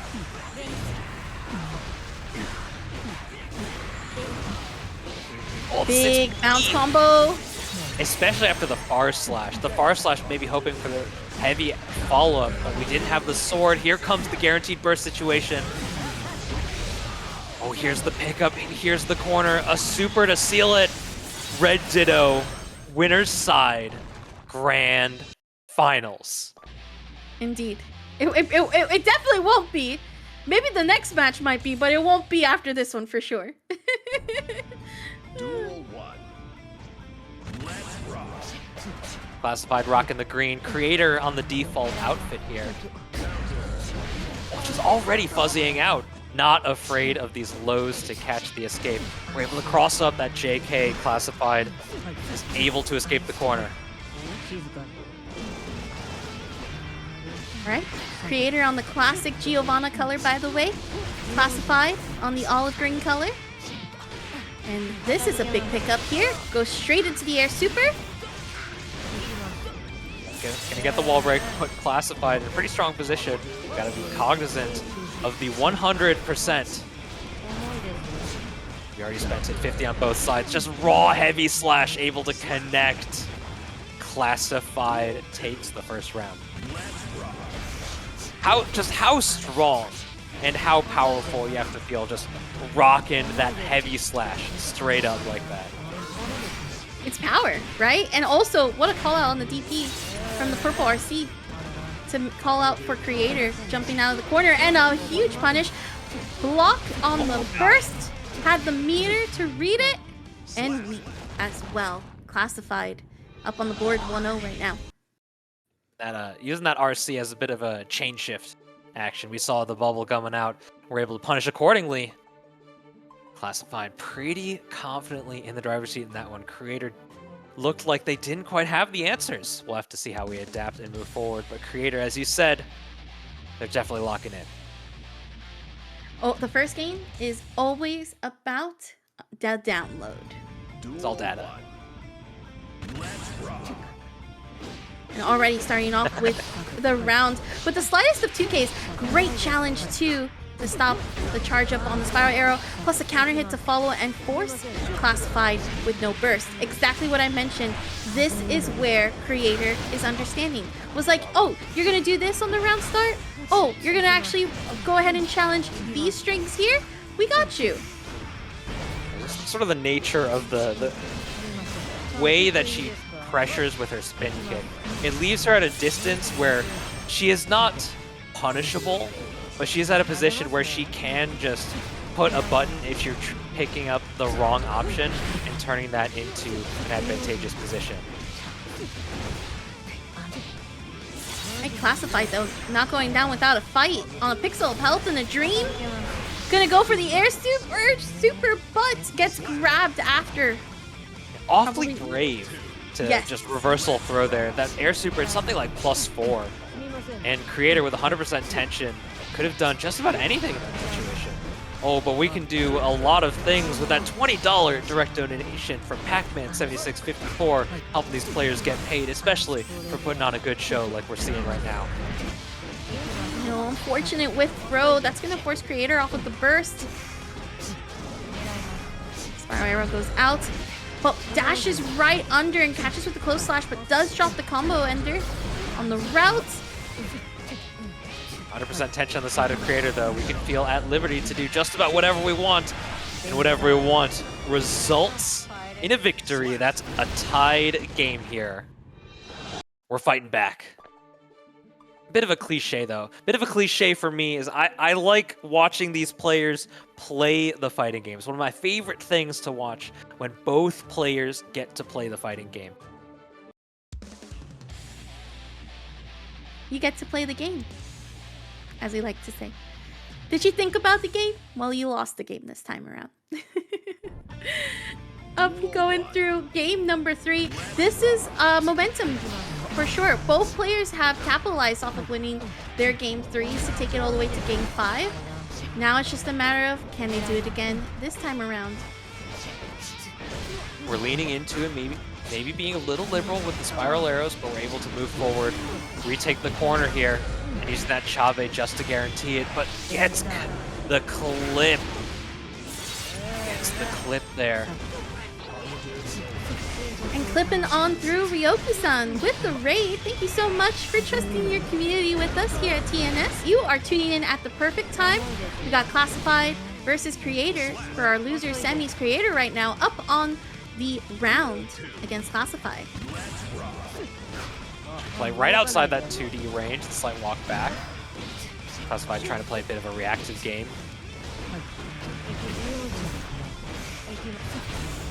So brave, just puts out the 5K. Not just that, but Classified fully respected it too. Ooh, Purple RC to keep the throw safe. That is almost like the third time I believe that Kreator's trying to go for some responses on with the throw, but it looks like it's Classified who is able to take it back. Tying up on the rounds. They are scrapping here. It's a slobber knocker. These players are fighting. They just want a chance at that money. $132 in the pot, 50 cents. Big corner carry right here for Kreator. And we're going to end it with the super, trying to cash out everything in that Definitely very a moment. privilege. Giovanna, no matter how she gets the hit, she can always connect a super to wall break, provided she has the tension. And there's the stutter. Gotta watch out for the super, and doesn't even have to ignore it. My goodness, the health just gone, but we have the full bar. Blue RC to slow down time. Blue RC, and just in case there was going to be a burst. A little bit of a risk there from Classified, but game number 3 goes to Classified 2-1. And especially with the benefit of the blue RC slowdown, it allows Classified to remain vigilant around burst while not risking defeat. Set up that combo. It's now 2-1 in favor of Classified. It's been pretty back and forth so far. We'll have to see what Kreator has done to turn the dial up further and further. Duel 1. Let's rock. 2P. And there's the charge up dash. And the OTG. And once again, another throw. Kreator responding with the throw in time. Blue RC, not going to exactly do a mix-up or an overhead there, but enough to be able to go onto the other side. And we're catching it with the 2K. That slight dash forward, 2S after the block. Oh, attempted DP gets punished. The DP doesn't have any upper body invulnerability like a 6-speed does, but it does have a humongous hitbox, and it is quite fast. But right now, Classified off the legs and heels of that counter hit. That turns into a set point.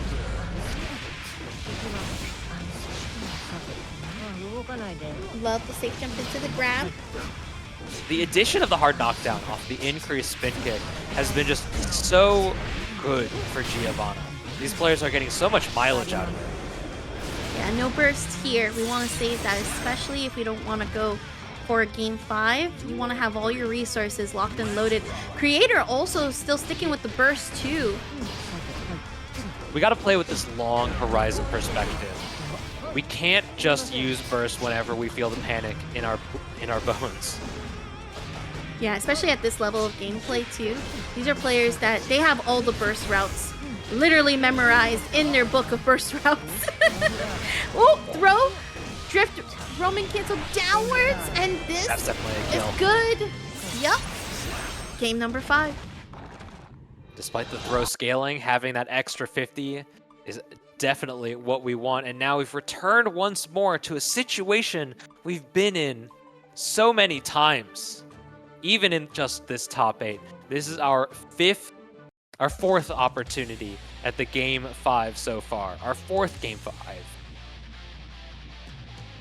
And it's to be expected, right, Dasho? Between all of the names that are here in this top 8, you're gonna be expected to be dealing with these back and forths. These players are absolutely fighting. They're scrapping. They're playing dirty. Defense on the tap dust. Now it's just stagger. We got the far slash with the kicks. That one post is 18 frames reactable. That's a 20 frame overhead with the dust, especially with the visual cue. Oh, this is going to be solid kill here, and not getting the wall means that Kreator doesn't build that extra burst. Ooh, the movement between these two. There's the 2P. And a big hit here for Kreator to open up. That's going to allow and catch the backdash. But we're going to see the overdrive go for the hard knockdown. Still working on a perfect. Another hit's probably going to be able to do it, especially if we build the RC. All we have to do is get the stick. That's the kill. Here we are, game 5, final round.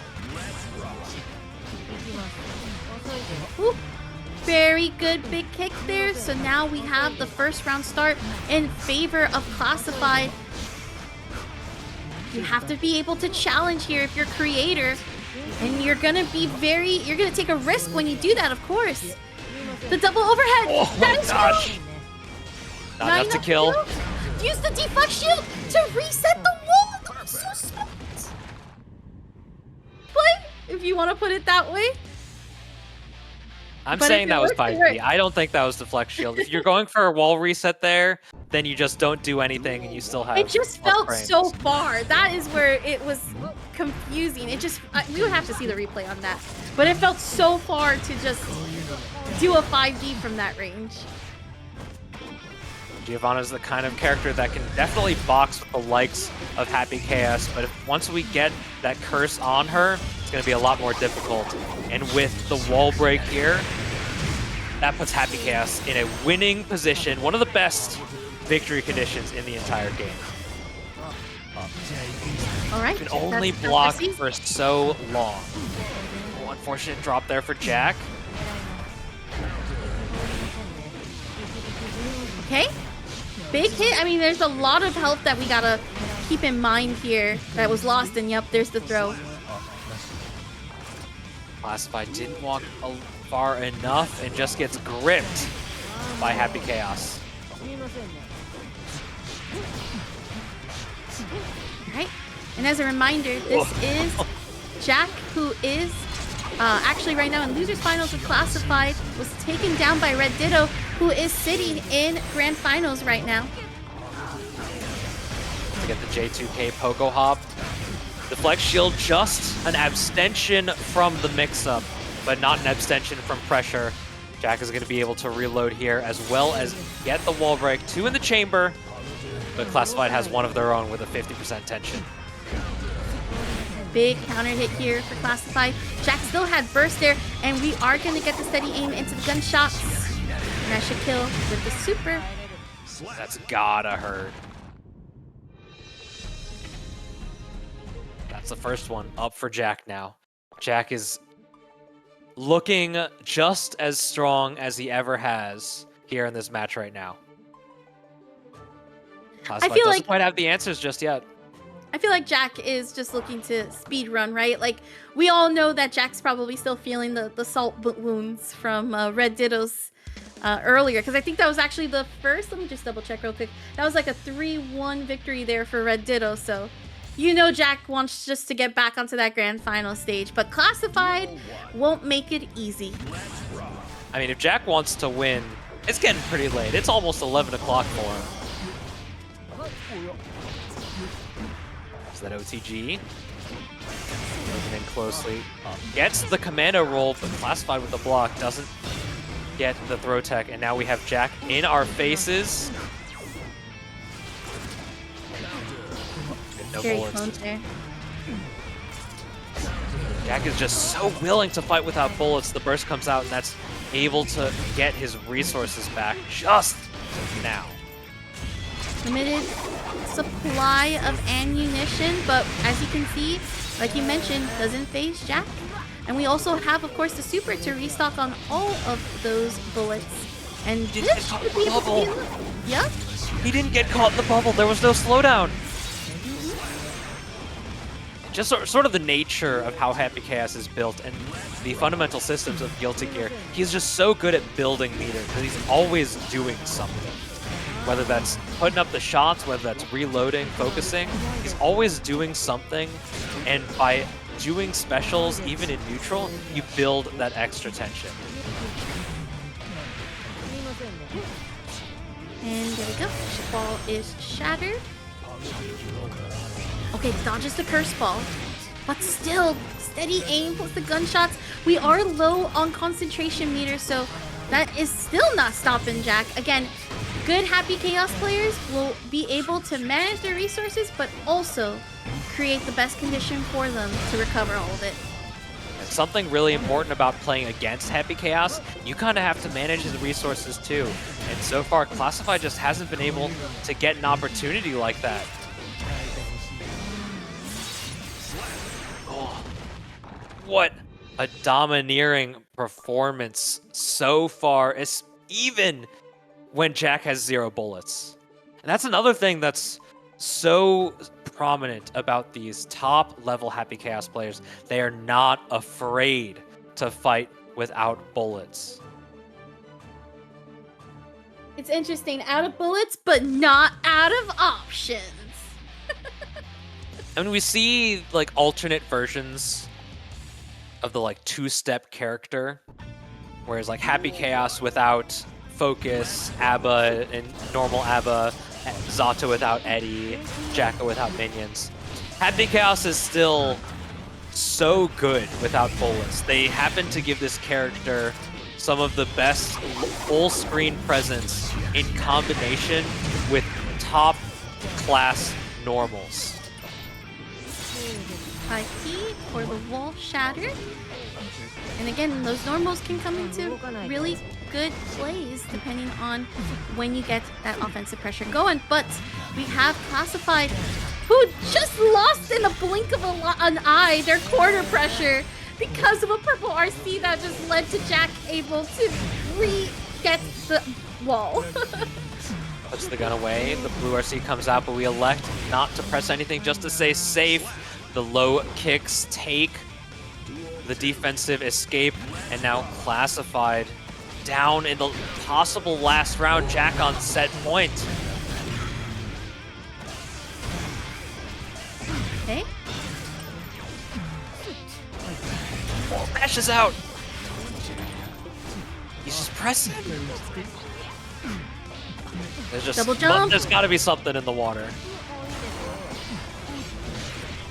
Oh, the clone, and that was very dangerous. If it wasn't for the fact that there was a little bit of a nerf previously in previous patches for clone, that would have been very ugly, but it's still ugly here for Classified, as Jax should get it. Deus Ex Machina, such a good guts crush. It does like 19, 20 hits. Page, we have Happy Chaos versus Ramlethal, and what is an iconic TNS match that we tend to have quite often. Rare footage of Jack on T1 side and not playing Crawl.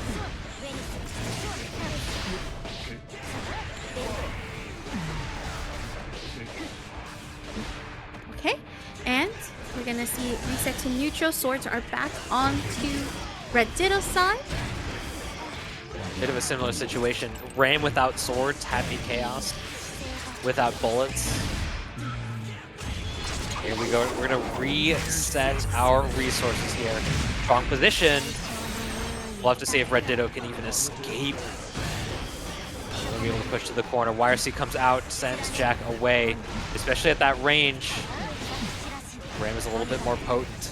The 6P comes out, gets right over the H Bayonetto.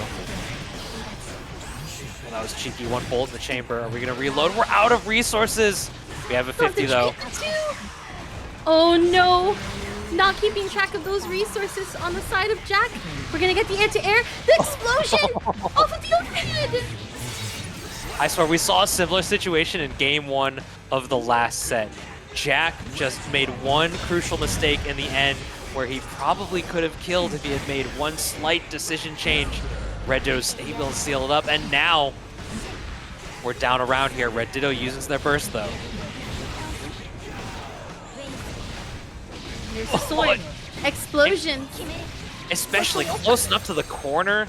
Clean confirmation. Tap dust. Oh, he might be dead for this.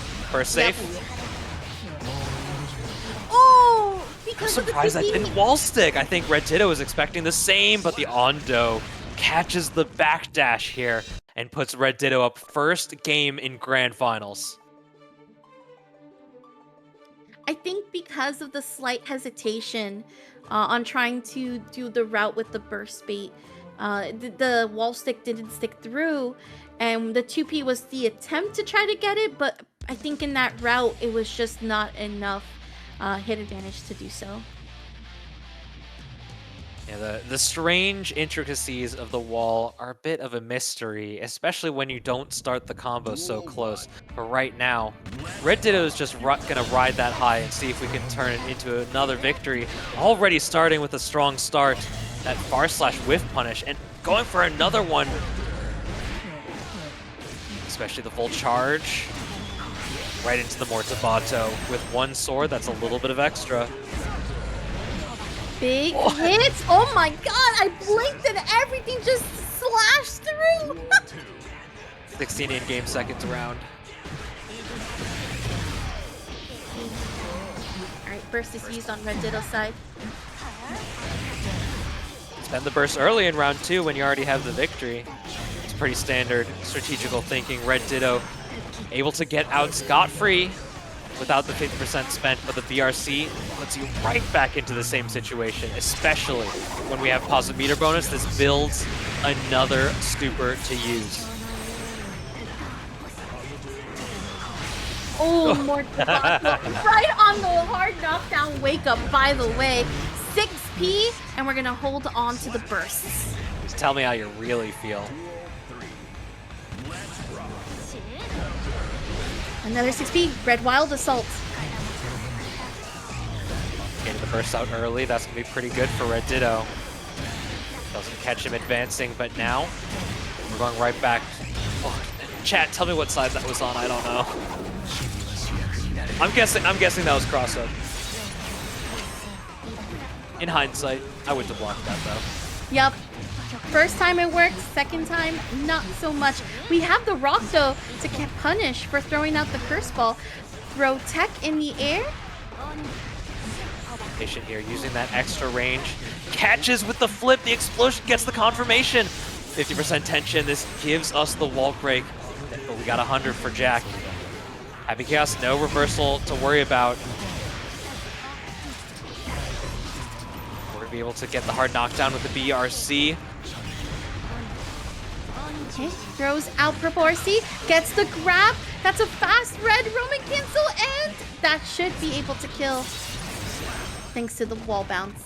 And shoutouts to Steven X for the tier 1 sub. Thanks for the 2 months in the row. Welcome, welcome, and thanks for the support. There's got to be something up with RedDitto, man. What is going on? This dude is locked the heck in. They said tonight, it's a RedDitto's night. Duel 1. I gotta assume that RedDitto's only lost one game tonight. With how that's gone. In top 8, it's been so tough to even get a scratch on it. You know what? I think you're right. Actually, Top Stroke. I think the one game they lost was against Jack. Yeah. Positive meter bonus. We're going to be able to get a little bit of burst going to the next round. We'll have to see if we can leverage it. Still gets the knockdown. This is set point, tournament point here. Oh my gosh, the air-to-air jumpy catch. Right, Jack trying to catch. Does dash up 2P, yep. This is the Jack game. This is wall break, Deus Ex Machina. We don't have the focus buff. We're low on focus. We'll be able to build a bit extra. Same side pogo hop. Reset here. Probably not going to be a kill. It's close. Yeah, it does kill, especially with the double wall, back-to-back wall shatters. And I kind of see where RedDitto was coming from to just dash in. It's a lot to come back from, and you don't want to use your burst in this situation. Yeah, but this is going to be awfully comfortable here for the likes of RedDitto. Burst available, gets the throw. Sword coming back in just a moment. Extra meaties though. Oh, but so much meter to build when you're getting such strong pressure influence in the corner. Okay, burst goes for the burst. The 6P from down under. And curse ball set up. No super, again, you don't have the tension for it. So you're just gonna have to work with what you can here. Purple RC to go for the throw. Oh, huge counter hit. Goes for the red RC, but then the burst was used by Jack. Oh, what movement, but the steady aim is going to catch. Here comes the Deus Ex Machina. Refill some bullets. Low on focus, just re-establishing in neutral. Is about to run out. Can't spend a single shot. Jack's trying to move forward. Patient play here. Sword coming back, 2K 2D, and the Red Wild Assault's going to be able to get the confirmation. RedDitto, your champion tonight here at TNS Strive 176. What a showing.